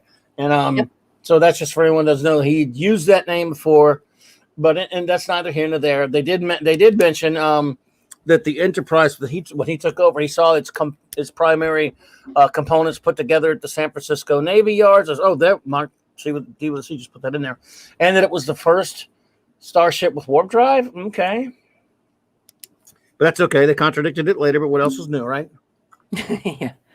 That's why in 1988, Gene said what he said, right? Yeah. So, but I'm not going to beat up on the episode. I think some of the attempts at some of the science stuff is going to. I don't even mind them aging backwards, that kind of stuff. It just doesn't really make a whole lot of sense. But just to see Robert April and his wife in an episode, what the hell? Again, it never something I could beat up on a lot. Yeah, and I totally agree. So if you turn to page 150, you will see fascinating. And the transporter crew the transporter is used once again in TAS to restore crew members to their natural state, a maneuver employed in the Lorelei or the Laura Lee signal. I just say Lorelei. I realize it's German. Don't be offended. And the Territon incident. The April's on-screen kiss after the Enterprise returns to its dimension was the only time 2 characters locked lips on TAS. And not for trying. Because we definitely know there were some people that wanted to lock lips and got shot down in flames. Not literally. The episode establishes that Eric's species is Adosian, and it ages more slowly than humans. Roddenberry had used the name of Robert April before in Have Gun Will Travel. Obviously, 2 episodes, yeah. Bronson was inspired by Philip K. Dick novel Counterclock World when he wrote The Counterclock Incident. TNG and Star Trek Voyager also featured reverse aging in Too Short a Season and Innocence, respectively. Storyboard artist Robert Klein used mentor actor Les Tremaine from the live-action Shazam series as a that was him. for the appearance of Carl Four. Whoa. And as far as my personal notes go, I said, I don't get how one can be at warp 32 and another at 11. My local planetarium did not explain a warp bubble in this way to me, nor is it my understanding the hull of the Enterprise could sustain this speed. Arret is Latin for Earth, but arrête is stop in French, Canadian, so of course I'm going to say that. This is Benjamin Button. Commodore Robert April is the original captain of the Enterprise, 1964, before Pike. Why would they forget everything and not even remember who they are or where they are? This is Dumba. And I underlined the B, so I would say Dumba. Too much. This is too much. Dubious science. And I have it scratched with extra exclamation points. They spoiled the cool concept with dumb, dubious details. Yes. And that is all I have in my notes for that one, boss. Yeah, and it's tough not to love some aspects of it, though, just anyway, for the hell of it. I mean, there are a lot of way worse ones, but well, you know what can I say? Yeah, I mean, you would hope that they would retain their intellect into infancy. So they would remain the same. They didn't go back in time. They reverted in age. So it's quite absurd. Mm-hmm. But yes, yeah, it's and again, I just don't buy into it that if you're if you're that old. It's not super old, but they were in the 70s retirement. But you get a chance to be really, really young again, and you don't have. And they should have written into the episode where when they went back, it just reversed them instead of coming out. I would rather it would feel better to me, even if it's still goofy, if them returning back to the universe just aged them back up normal, than them actually having the choice and doing it with the transporter. I can't stand that early; it always gets on my nerves. And then because that presented you with the story choice where you would have the Aprils. Decide, go ahead and make us old again. What the hell? We could add like 30-something years to our life, but screw it. I don't buy into it. You can start, you can become a cat. That's why you shouldn't have really written yourself into that trick box, really. Yeah, it's there, and there was no need for it. Like, this was a cool concept, and it could have been handled in an entirely different way, and they wouldn't have wound up sullying the Robert April, because Robert April is really important to hardcore Trekkies. So yeah, absolutely. So, what is your rating of the Counterclock Incident? Number 1. I don't like giving bad grades. I'm sorry. I can't help it, though, because this one's a real stinker. Like, I wanted it to end well, but unfortunately it ends with a poopy diaper. So C-. All of the entire crew had a poopy diaper when they reverted to babies. And yeah, this is the poopy diaper episode. This is a C-. I don't want it to be a C- because Captain April, Commodore Robert April in this episode, but yeah, just Captain Robert April is very important to me, and I wish it would succeed. But every single time I watch this episode, I'm like, first of all, if you could retain all of your knowledge and go back and live your life from 25 years old or however old Robert April and his wife wind up getting reduced to. Why wouldn't you just do it over again? Especially because they seem so upset that they're crusty, that they're that they're done, and they don't want to be crusty or done. So yeah, no. Anyway, I'm going to stop talking. This is 9.5 poopy diapers out of 10. C-, boss. Oh man, yeah, I'm the same rating, same C-, and it's really only that high, because of just getting to see the Aprils in there. But yeah, it's that's absolutely true. Enter the Jill. They did stop making Star Trek after 2005. Absolutely. So yeah, all right, chat, for the final episode of Star Trek. We'll get our ratings of that, and then I'll ask you for a rating of the entire series. I love this Wolfie 762 Wolfie. You and I are going to get along so well. I really like it. They had a diaper full of mushy peas. Oh yes. Oh, that's a good one, JT. Thank you for that, Captain Mr. Spock. I appreciate you for that, buddy. JT Kirk. That is actually pretty funny. We should have given our reviews before the commentary to honor this calendar clock, calendar clock style. That's a good one. Oh, that's funny. I like it. Let's see here. All right, so I think we're ready for the ratings of our illustrious audience. Let's see, our good friends in the chat. The Great Lord Thoth goes C-. For the historical ramifications of the episode. Loved seeing April and his wife. Loved the novel Final Frontier by Diane Carey in '88. Oh yeah, I don't think I ever read that one. I always wanted to. Should have. Was it Diane Duane or Diane Carey? It's Duane, isn't it? I think it. Oh, but Diane Carey is an actress. But that can happen anyway. Yeah. Didn't mean to call you out on that, dude. It's Duane with a U. I believe. There you go. Yes, with a U. Yeah, this one had extreme astrophysics ideas. Made no sense. The Great Lord Thoth, yes, sir. Absolutely. Yeah. I don't profess to be a physicist or an astrophysicist, not by any stretch of the imagination, but the way that my planetarium has explained the way that we're going to create a warp bubble, it appears as though it is actually going to be possible. But that little bubble that we create around ships, you can't just be. Yeah, I don't want to get into it, but yeah. Lord Thoth had to run. Thoth, if you're still here, man, dude, LT, we appreciate you, buddy. Thank LT, you we love you. Thank you for coming tonight. Absolutely, bro. That 70s rock fan, I give this a B, mainly because I do like the ambitious plot idea. Fair enough. Let's see here.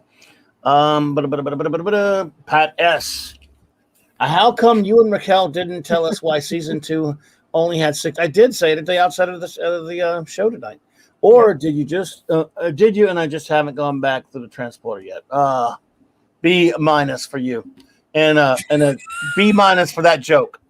Maybe and you're going to detention for your other comments. Yeah, detention. And if this were the Mirror Universe, we would put you in the agony booth. The agony booth for Pat S. We love you, Pat S. Sandra Feliciano C. Another example of reincorporation with using the transporter to restore people and de-aging. Why don't you just do it all the time then? Yeah, let's Forever. do it all the time. Immortality. Yeah, the Aprils would have been better off staying young and enjoying life on his. Yeah, who wouldn't stay young? Come on. I want to stay young. Did you notice what she said there? What is enjoying life on his pension? Yeah, good point. Sandra, I love you. Good point. But he's the kind of guy. Maybe he would want to be the captain of a ship again. They give him another command. They would, and he could have more adventures. And think of what she could do, because she's basically the gold standard in Starfleet for what these medical facilities should look like. Yeah. And she's the gold standard, and he's the gold standard. Why not use these prodigiously gifted human beings and let them have another go round? Just, it doesn't make any sense. I want to do a raspberry, but I can't because Robert April is in this episode. Otherwise, I'd be throwing so many raspberries. Snorta Pumas Cuber. 1 of 2. C minus. The reverse time plot seems rather silly, implausible, and inconsistent. Why isn't the crew I think probably mean talking backwards? Yes. Yeah. It just strikes me as that's a good point. Why aren't they? As an absurd idea, not fully thought out. Yeah, I'm absolutely so with you there, Snorty. Let's see if I can find your other. And they would have got away with it too if it wasn't Those for darn those kids. Snort number 2. Robert and Sarah April are a nice add to Star Trek lore, but the reference to her being the first medical officer aboard a warp-driven vessel make little sense. Enterprise, not the first warp. Yeah, that was later. Totally, that was discarded. So yeah, Crazy Pineapple will say okay. And A, what are the best of TAS? Robert and Sarah April are cornerstones of Star Trek lore. It also establishes April as the Enterprise's first captain on screen outside of Roddenberry's drafts. Yes, well, we respect that rating. I always love how I have the Star Trek encyclopedia from like '93 or whatever, and they have a picture of Robert April in there with Roddenberry's picture put over, with the Starfleet uniform on. If you've ever seen that, it's pretty cool. Yeah. Yeah. Crazy Pineapple. We'll Clubby and I will gladly concede to that. Clubby and I both love Robert April. Yes, I do love it for that. It's irresistible for that. Scuba Pete, C minus, Warp 32. Warp 32. The Commodore would say the Enterprise was built like a brick. Yes, house. He's mighty, mighty. Is Steve Mitchum leaving? Steve Mitchum. I don't know. I'm way behind. I believe he is, sir. He says, good night, all. Good night, bud. Steve Mitchum, we absolutely love you. Thank you so much for joining us this evening. We'll see you next week, or we'll see you on the Global Geek Gang. Please kiss Maddie for me and have a wonderful mwah. Night, brother. Always appreciate you, bro. Good to see you, man. D-Bud Martin says, B. This episode is the one I've always remembered since it first aired because of the reverse-colored universe. Liked the Star of Science aspect when I was a kid, but why did they de-age so fast?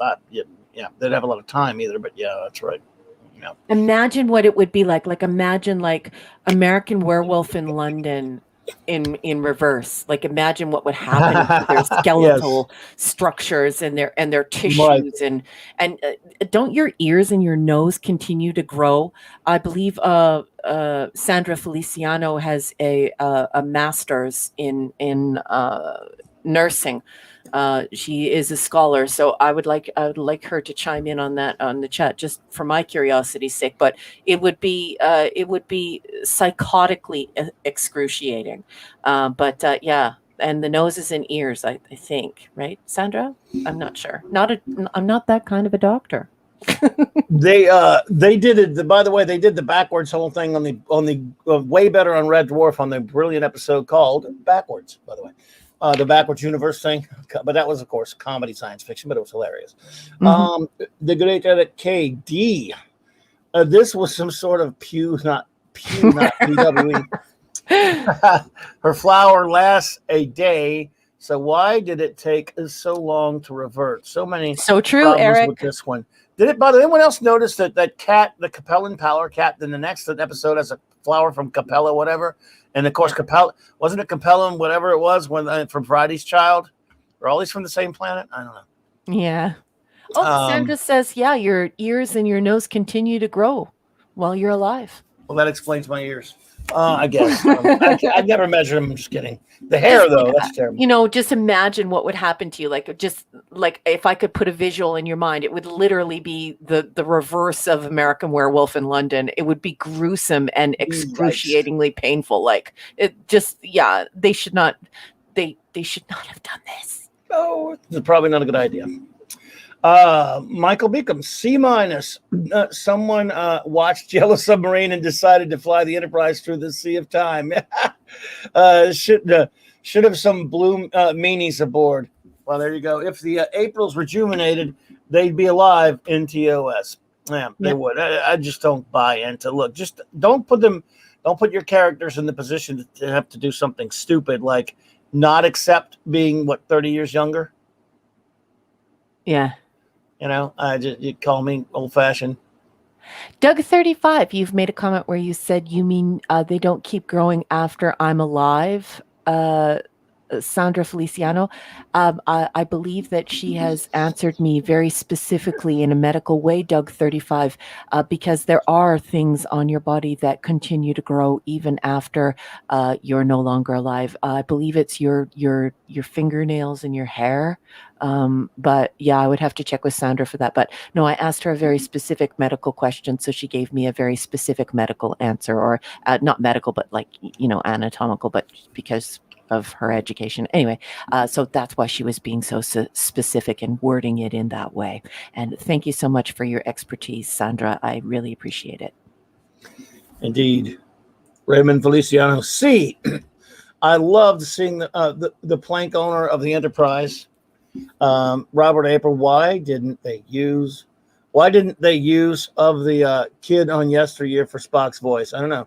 Q half Raquel Raspberry or science transporter trope yawn. Yeah, I'm with you there.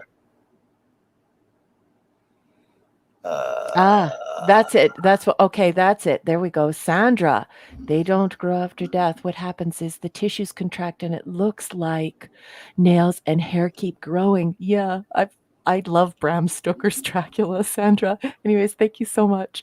No, Doug, I'm not smacking you down. It's just Sandra is really super intelligent. If she wanted to get her PhD in nursing, she could apply and go and do that. She's quite a brilliant woman, and she was just being very specific in her explanation. So I just want to make sure that she's given the respect she's due. That's all. I meant nothing by it at all. We do love everyone around here, Doug 35. Indeed. Mrs. Dadman walking 55 wanted to rate higher but hated ending. Ending also. Who would not take opportunity to be young again? Uhura did make a cute baby though. So I gave it a C-. You should think about it, Sandra. A good friend of mine has her PhD in nursing. She's very smart, like you are, and I think she really likes it.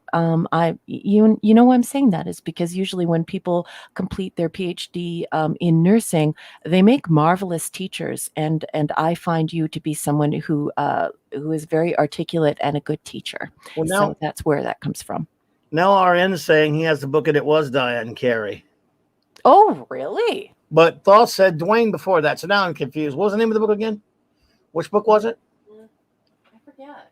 Oh, boy. I forgot the name of the book already, folks. So, and I'm turning and looking at my... I remember Diane Dwayne, but I don't remember, Diane Carey. Maybe, okay. Well, RN says it is. He's got the book. I don't know if I even have it anymore. Or, I don't know if I ever bought it, to be honest. I can't remember. I remember the book, but now my memory's so fried, I don't remember the title of it. And he just told us a few minutes ago. So, Rod Thunderheart says, oh, what did I have one before that? Okay. Rod Thunderheart says, I'd have to agree, though. I'm only judging by review. Oh, C-. So you hadn't said, okay. JT Kirk says F is for feces, which is what filled this dirty diaper of an episode. We need to leave Klutzman in the counterclockwise universe and modify the transporter and a warp bubble to erase that filth. Agreed. JT Kirk, I love you.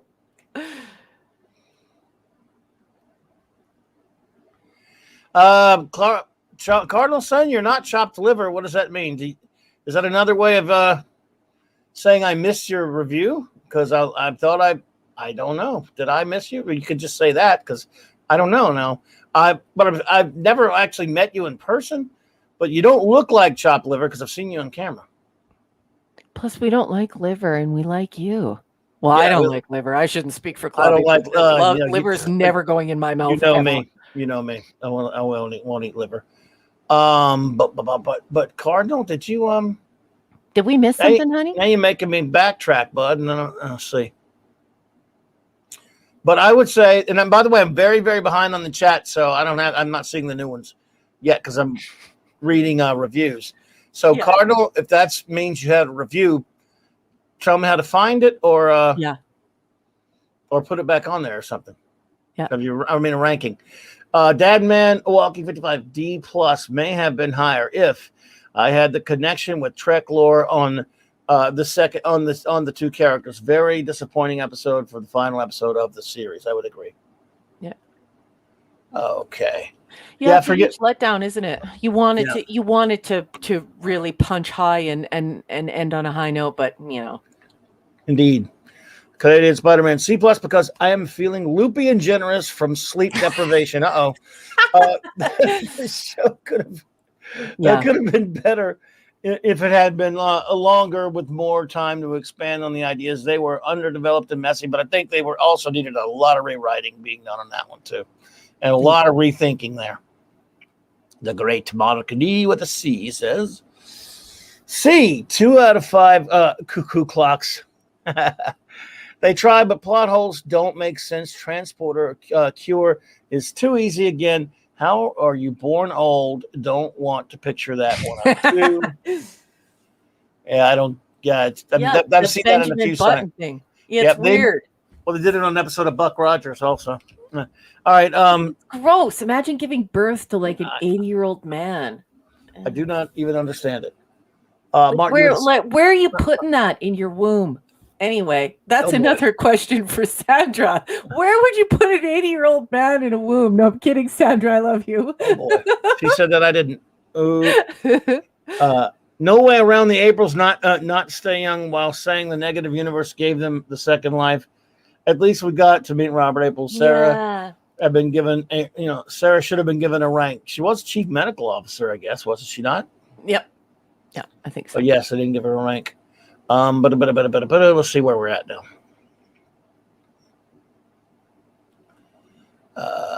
Raymond just yelled Mork and Mindy. Wasn't Mork born from an egg? So that's what he's suggesting. You are definitely an author. Is Sandra laughing her butt off right now because you yelled out Mork and Mindy? Could you imagine if we were born from eggs?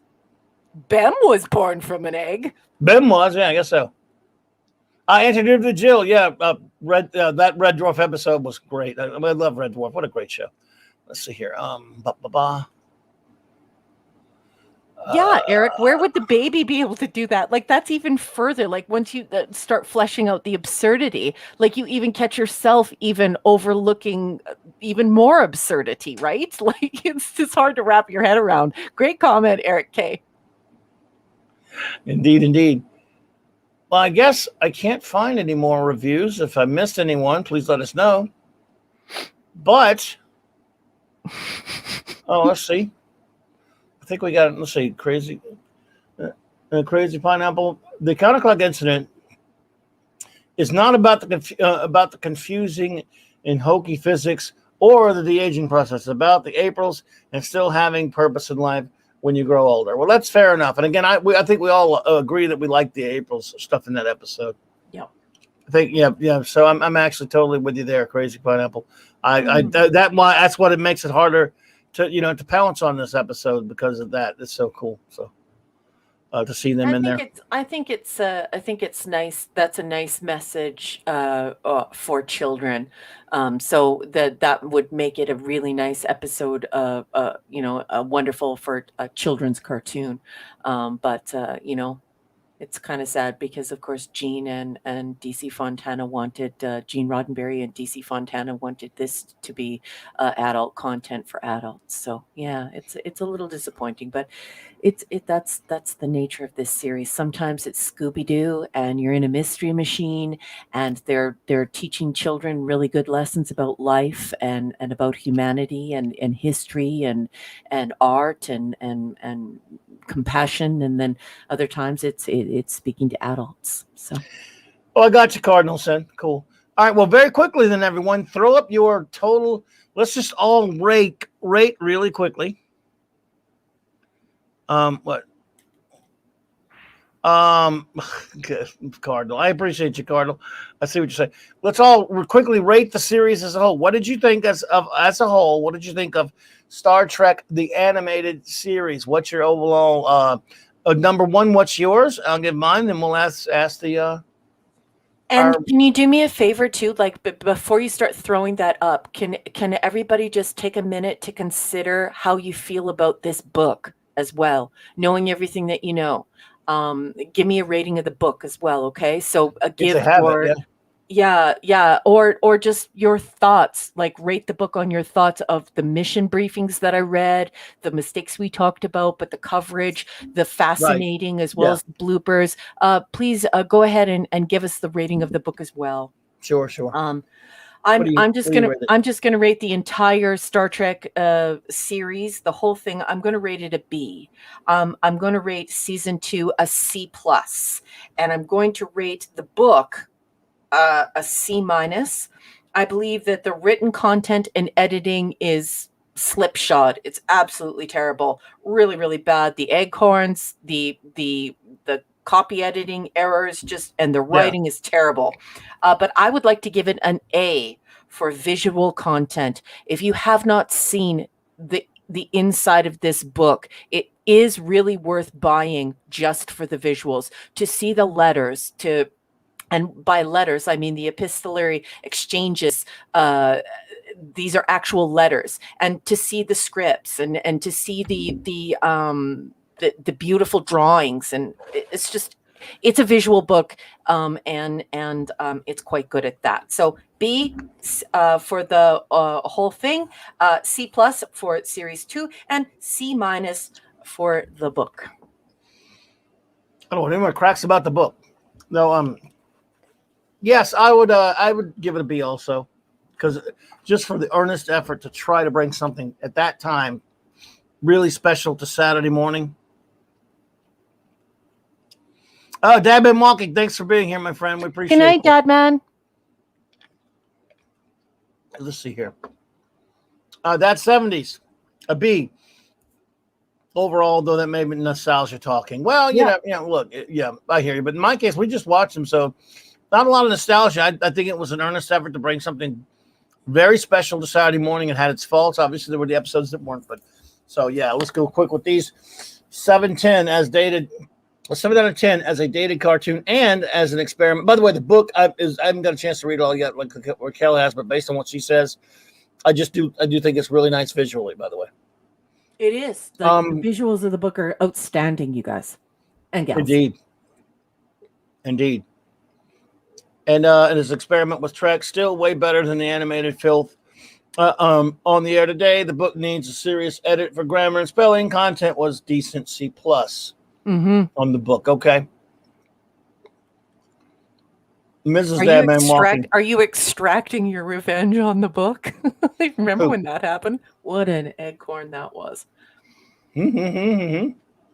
Yeah, like when in the book when they said extracting revenge instead of exacting revenge. I'm just riffing on JT Kirk's feedback. It's excellent feedback. I was sorry, Clubby. Okay, I forgot about that. Yeah. Dadman walking. From him, he gave it a B as well. Was pleasantly surprised. Having never really watching Trek before and being a Star Wars elitist, never watched movies and looking forward to watching them. Yeah, they're coming up.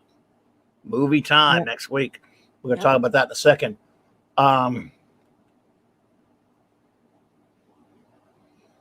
Pass along. Okay, thank you, man. We appreciate it. Have fun. Have fun with the kid. Michael Beacom says, "Oh, okay, this chat's jump on me there." All right, it's okay. B plus overall score. It was ambitious. Nothing like it on TV in 1970 through 74. Absolutely, the book gets a C minus for text. This is what you get in a copy paste spell check world, but A for visual layout and artwork. Thank you, Michael. Completely agree. Like you have all of the same grades I have. Wow, like that, nailed it. Love that. Absolutely. Let's see here. Pat S. B minus. I think I always get confused when that minus there before, I don't know if it's there just for separation or minus. So I for the season, A for the series, B minus. I think for the book, from Acorns Grow Mighty Oaks. Sandra. Series a B. seeds of a good show there. It just didn't quite make it. The book, a C. Thank you, sweet lady. Excellent. Wonderful. Thank you so much for your feedback. Crazy Pineapple. The series is a B overall. Favorite and best episode is These Fontana's Yesteryear. Yeah. Can't rate the book not having read it. Fair enough. Yeah. Snort. Oh, boss. Star Trek Animated, A+ for giving us more Star Trek. B+ for generally good run of episodes with a few clunkers. B-, I think, for rushed plots due to time constraints. Absolutely. Yeah. Eric K. C+, the series, the book, B for the book. There you go. Yeah. Raymond Feliciano, B, warts and all. It was worthy successor of TOS. And it was stupidity that they didn't make the series canon. I agree. Based on Raquel, I may not get the book. Okay. Yeah, you're an author, and I think that it will really matter to you when you go through the book, and it has that terrible eggcorn, and it also has so many copy editing and proofreading errors, and just the grammar is a little off. But and as an author, that will annoy you. That'll grate on your nerves. But I do have to tell you that if you would like to see the visual evidence of this series that's never been released before, wow, this book is definitely that. Yeah, it is really a nice looking book for sure. It's pretty, hey, and it has, like, we only talked about the mission briefings, but the extra content in this, but like I said, Raymond, it's a visual book, my friend, and an author will sort of feel like the writing is a bit of a stinker and the editing is atrocious. There you go.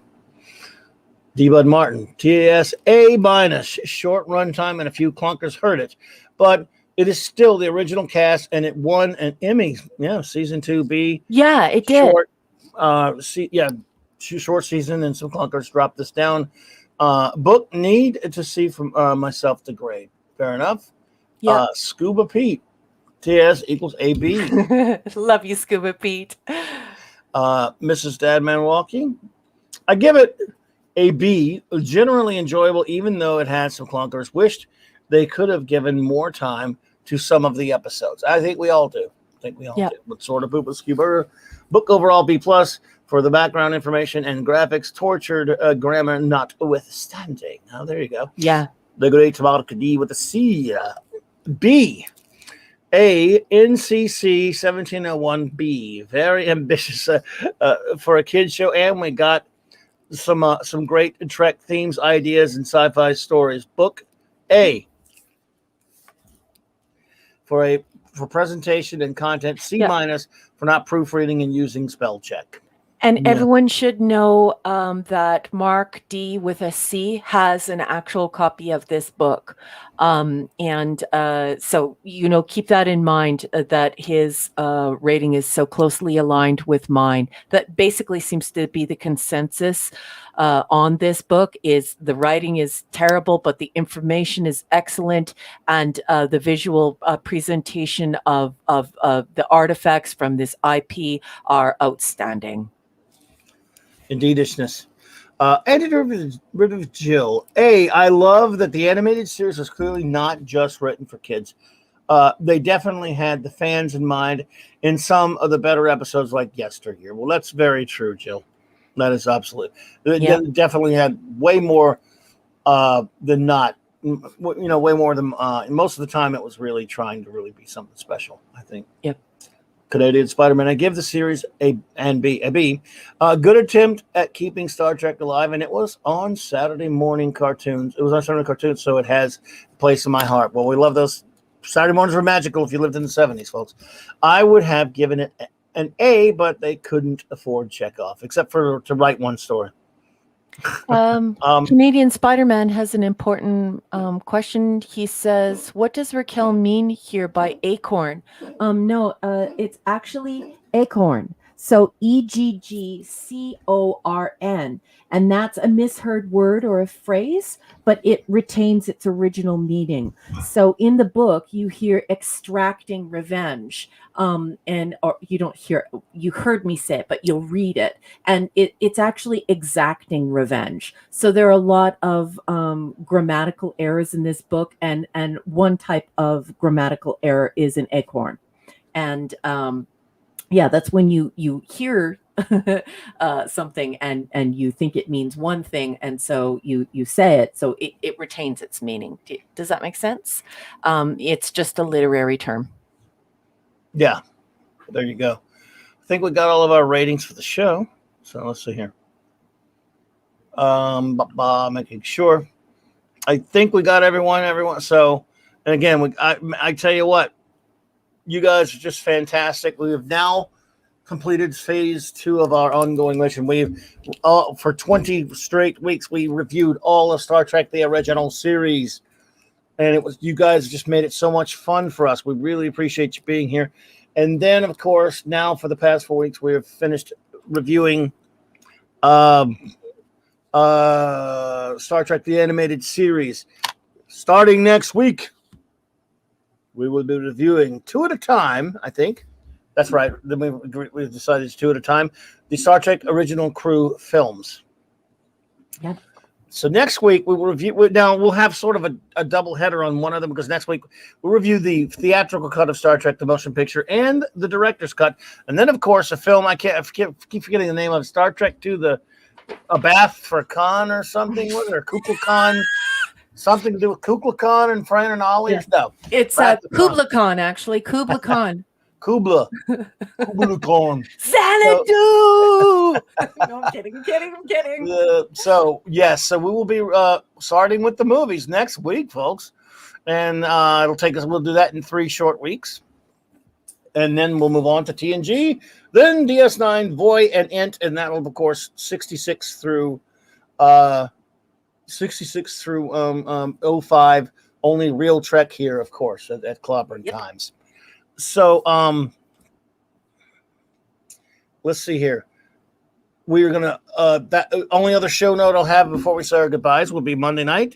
The great Stone Loki shall join me, and we will be talking about the character of Loki that he's named himself after. I mean, of course, the one from Norse mythology and the Marvel Comics version, and maybe the MCU version. We'll touch on the TV show if he wants to.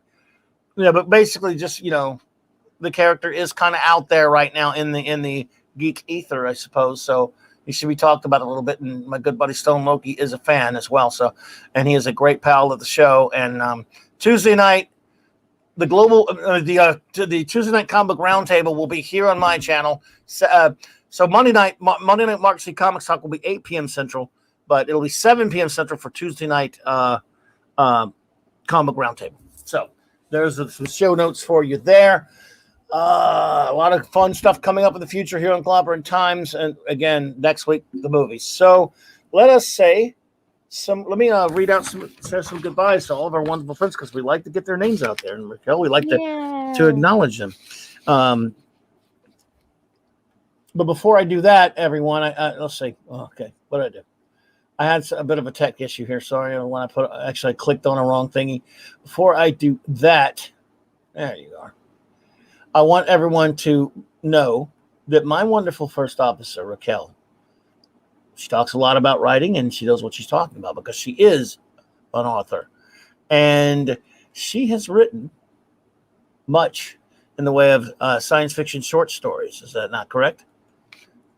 Yes. And this is the link to where you can find those that I've just put in the chat there. And so please check that out. And in my description below, there's not only that link. Oh, there's also the link that Eric K. put up there. Thank you, Eric K., for Raymond Feliciano's books. Another author with us here tonight. So just wanted to put that out there first. So please go check out my wonderful first officer's books. Stories, right? Because they're online. right? Yeah, they are. They're on there. You can get them through Amazon, and you can also get them through your Kindle device. They're only 74 cents American. They're short stories, and I hope that I can drum up enough buzz about them that I can release them in a hardback and sign them and send them off to folks. So, if you like science fiction, if you like short story, they're there. You just have to look me up under RM Briggs, and yeah. 74 cents per story American, and they're about 99 cents in the rest of the world. And I hope you love them. And if you do love them, please leave feedback. It's important in the ranking system for the stories. Indeedishness. Well, I'll tell you what, everyone who was here tonight gets a shout out, whether they're still here or not. Snorta Poopus Q Burr, we appreciate you, bro. Snorta Poopus! Cuber.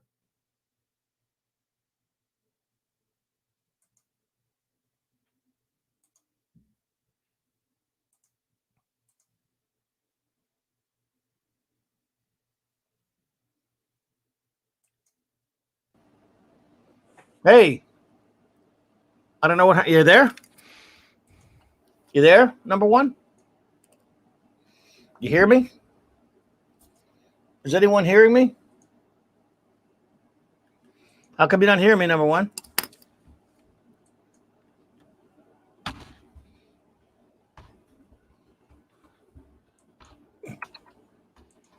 What's happening?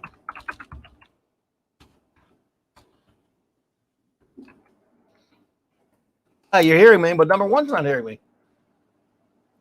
Number one, jump back in. Oh, well. I don't know what happened. I got dumped out of StreamYards. Hopefully she'll jump back in. I'll keep saying the goodbyes till she gets back here. This is weird.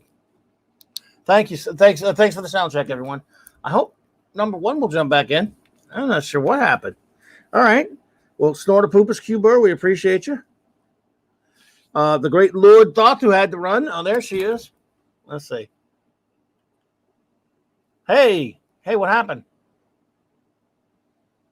Can you hear me, number one? I can't hear you. You might be muted or something. You're not muted by me. Could be something with your computer. I hear you clicking. Number one, you hear me? It's weird. I hear you clicking. I hear you, but I can't hear your voice. How about now? That's strange. How about now? I hear you breathing. Number one. You can't hear me?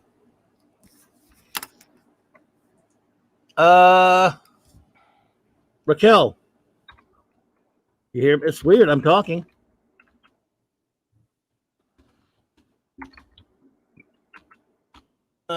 I don't get it. I don't know what's going on. I put it you there.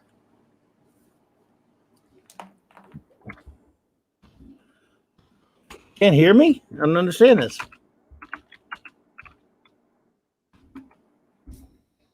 Weird. Everyone, you're hearing me. I tried the private chat. Maybe she'll hear that and see that. Can't hear me? I don't understand this. Now I'm hearing my echo. Number one, I heard my echo in the background. Weird. She dumped out again. She's come back, I guess. I don't know what's going on. Weird, huh? Good night, Scuba Pete. Good. Well, I don't know what's going on here. I could hear her clicking.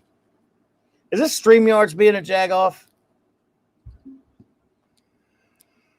Oh, my goodness. She'll pop back in as soon as she can, folks. I'm sorry about all this.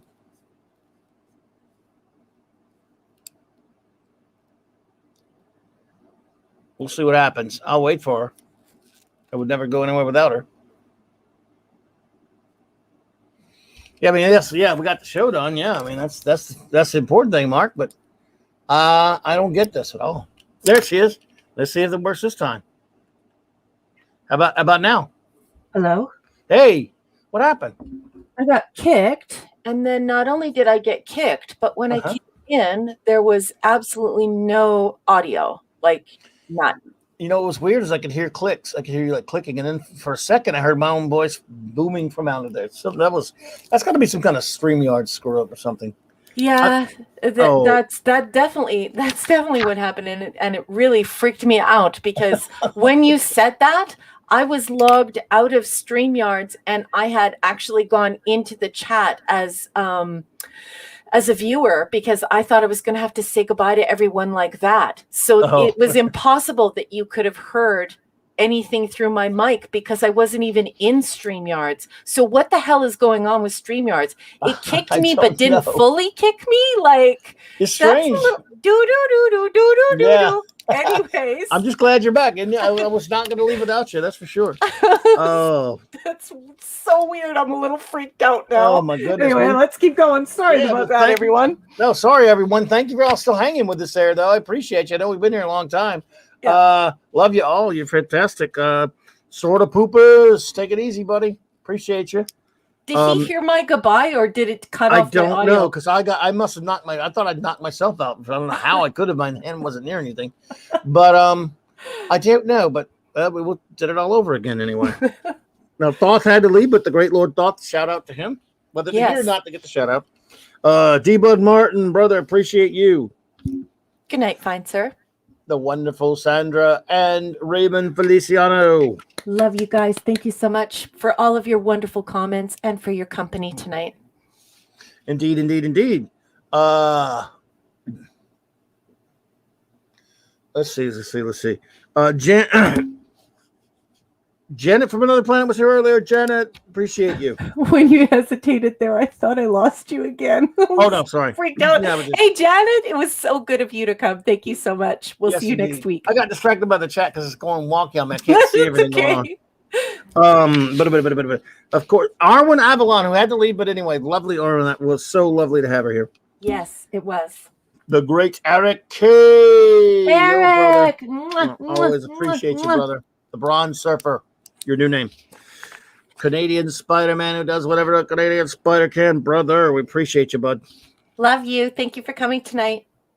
Phantom Outsider was here at some point. Yeah. Always a pleasure, my friend. Appreciate you. JT Kirk. Yes. Great wow. Stuff. Outstanding comments tonight, JT Kirk. Indeed, indeed. My great buddy J-Man, who did have to run earlier, but it's always good to see him there. J-Man's the man. My old buddy. Pat S. from my neck of the woods, brother. Appreciate you, bud. Dadman's Mr. and Mrs. Dadman's walking. Dadman walking. 55. Always appreciate you both so much. You guys are sensational. Thank you so much. And they call him Scuba Pete. Appreciate you, sir. Pete! Apollo's Minion was here earlier, and also Pupper. There you go. The great Just Joe, a.k.a. Jobber, was here earlier. Joe, always appreciate you, bud. Cal L48, appreciate you so much for being here. Thank you. Stephen Hurst. Yeah, Stephen. Thank you. Yarwakowski. Did I say it right? Yarwowski pool practice? Actually, at the beginning of the night when you said Yaworski, you said it perfectly. I couldn't believe you nailed it without even a slight problem. Your pronunciation and then I ruined it. Spot on. No, it was great. No, I like that you ask because people think that they know the pronunciation of things and they actually don't. And so I love that you're like, hey, how would you like me to pronounce that? That is very multicultural and very educated of you. I love you, Clobby. Love you. Thank you. Let's see here. Captain Hipster Spot, appreciate you. Thank you for being here, my friend. And for the Samuel Taylor Coleridge. Mwah, mwah. There you go. Oh, Michael Beacom, thank you for saying that. Very kind words, and we appreciate you for being here. Thank you for having this stream.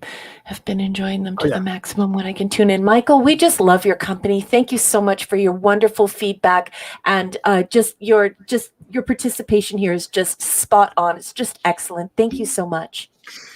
Gotcha. Yes, indeed. My old buddy Cardinal Sin, dude. If I don't know if I'm home, I'll probably be gone most of tomorrow, buddy. But if I can, and please, by the way, everyone check out Cardinal Sin's great channel and subscribe to him. He does a stream on Sundays. I don't know if I'll be home in the afternoon or whatever, but dude, I hope you have a great. If I don't make it, have a great stream. But if I can, man, as always. I'm just Sundays doing parent stuff, The great Chris Persia was here earlier. Yes. And we love Chris Persia. Love you, Chris. Appreciate you. Sorry, I'm not out of it. I'm just reading everyone's goodbyes. No problem. No Yeah, problem. I love you, Chris. Thank you for showing up tonight, and we'll see you soon. The great Mark D with a C, buddy. We always appreciate you, bro. In-text citation tonight. Bring in those references. Love it, love it, love it. And always, man. My fellow wrench over at the Great Latino Slant. Shout out to Polly, by the way. Yeah. Hope you're safe on the road, buddy. That would be Darth Haster. Thank you, buddy, for being here. The great Steve Mitchum, and you know what that means. Yeah. Maddie, he's Maddie's daddy. We love him very much, and he should give bazillions of kisses to his beautiful daughter, Maddie. Indeed. Wolfie 762. Thank you for being here tonight. A new arrival. Yeah, a new person in our community, and I enjoyed your company immensely. Some hysterical comments tonight, and just I hope you'll be back because you were great. Let's see. Thanks, Tom. Great planning and hanging up. Oh, thank you so much, Wolfie. Appreciate you. Cardinal Sin says we've been working all night to get you to acknowledge. But so was it? Can I get a shout out from Of Raquel? course you can. I thought that I read your comments earlier on tonight. You know what really bothers me? It's not whether or not I read out your comments to a sufficient level. It's that you feel like I didn't. And so I'm sending you a big warm hug. I don't ever want to make you feel like that. And I'm sorry that you feel like that because I would never ignore you, Cardinal Sin. You have been so kind to me.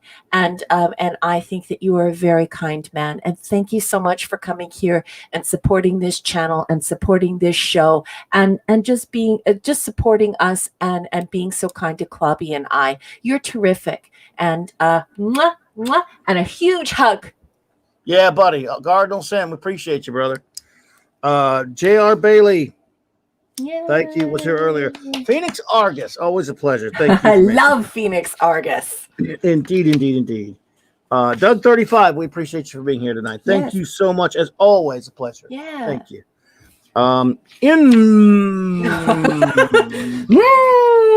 Was here. Love you. For the first time, the wonderful anti-derivative Jill was here, and we appreciate you, Jill. And Lovely some outstanding comments tonight. I hope you will come back because you were so much fun, and I love your passion for this IP, and your positivity. Really articulate comments and just great company. Thank you so much, Jill. Indeed. The Catman, aka Dee Myers, my friend. Dee Myers! Always appreciate you, buddy. Wade was here earlier. Mm-hmm. Wade? Wade, the sci-fi guy, a friend of mine. Hysterical guy. You got to follow him on Twitter.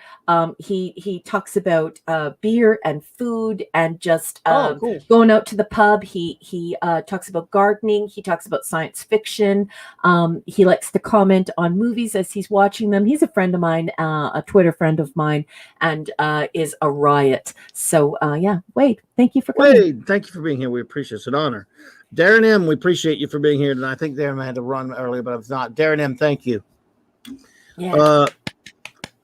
Look, Crazy Pineapple. I love that name, by the way. Thank you for your participation and hanging out with us tonight. We appreciate you. And you are not who I thought you were. I thought that you were someone else. I wasn't sure. I am now aware that I do not know you, but I kind of know you now. So it was very nice to meet you.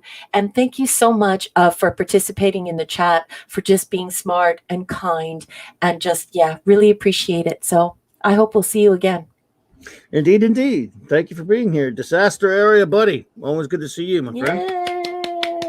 Tyron Beard popped in, I think. I saw a mention there. Yes, he was here. Oh, Tyron, appreciate you. Always a pleasure to see you there. Yeah. We had a visit from we had a lot of beautiful, not only just a beautiful lady with me on the show tonight as always, but a beautiful lady. Many beautiful ladies were here tonight, including the magnificent Rennie A. Wrench for the great Doomcock over there. I love you, Rennie A. And what a sweet person she is. You know, Doomcock and I have been friends for, I don't know, like maybe 3 or 4 years now. I think it's pretty close to 4 years. Basically, we joined Twitter within a couple of months of one another. And every single time I have been in a chat and Rennie is wrenching, just an absolute sweetheart and warm and welcoming person who's she's really outstanding person. And I'm so happy that she came here tonight. And she was so generous with her support of this channel and this show. And so if you get to hear this, Rennie, we love you around here. And it was great that you showed up here tonight. And we're flattered. Thank you so much, Rennie. Well, she had to run, but we love her. She's a beautiful lady, great person. That 70s rock fan, buddy. Always appreciate you popping in, bro. And I know he had to probably run in and out, but the great 32 flavors of Nick Weiser, a fantastic friend of the show. We love you, bud. James Caserta says, "Are your stories Twilight Zone like, Raquel?" Yes, they are. Some people think that the people who write short stories, it's because they don't know how to write a novel. That's not true at all. Short stories are a wonderful tradition, and they take a tremendous amount of discipline to render. And when I was quite young, I fell in love with it as a form. I studied it academically and just fell in love with it. It's this resonating thing throughout my entire life. It started with Sir Arthur Conan Doyle and moved into Edgar Allan Poe. And yes, Twilight Zone, the old Twilight Zone, the old Outer Limits, all of that is mixed in like a soup in my sci-fi stories. Twilight Zone, like, yes, Edgar Allan Poe, that kind of thing, James Caserta, and I hope you enjoy them. And have I written a novel? I'm currently writing one, but I'm struggling with writer's block, and I feel selfish and strange for addressing your questions and taking the floor like this. Thank you so much for asking, James Caserta. I hope you like the short stories, and if you do, please let me know. Absolutely. By the way, yes, certainly. Cardinal Sin, our buddy Cardinal Sin has a channel, and there's a link I put in the chat for his channel. He is on tomorrow, 3 p.m. Through 5 p.m. I believe Central Time. He does his Sunday stream over there. So please check that out. Please hang out with him over there if you can. There's the link to it right there. So yes, absolutely. He's a friend of ours, and he has that stream that he does on Sundays, and he's a good dude. So please go check it out. Oh, there you go. Mark put it in there as well. So there you go, brother. Yes, James Caserta, it's absolutely science fiction. It is absolutely science fiction. The reason why I say it's a little bit like Edgar Allan Poe as well, though, is because it does have, I do try to impart a literary quality. And yes, Cardinal Sin, short stories often do turn into novellas. Anyway, we have to stop diverting this train and let Clobby bring it into the station. I love you. You guys are exciting and fun. Anyway, Clobby, let's bring it home. Sure. We're almost there. Rod Thunderheart, appreciate you, bro. Rod Thunderheart, a fantastic friend of the show. We love you, man. Thank you. Bob Racing Palpatine popped in. Great to see you. And James Caserta, thank you for being here tonight. And finally, Tim's Talk was here tonight. I think I got everyone. So, everyone, thank you so much for being here tonight. You're all fantastic. Appreciate you. Next week, again, remember, we start with the Star Trek original crew film, Star Trek the Motion Picture. We will talk about the theatrical cut and the director's cut, which it will be fun. And of course, Star Trek II: The Wrath of Khan. Yep. And so with that, let us sign off with our little outro that we love, that of course made by my beautiful, wonderful first officer. And we have a little technical support help from the great Mark D with a C, great friend of the channel. So thank you all. And here we go. Good night, everyone.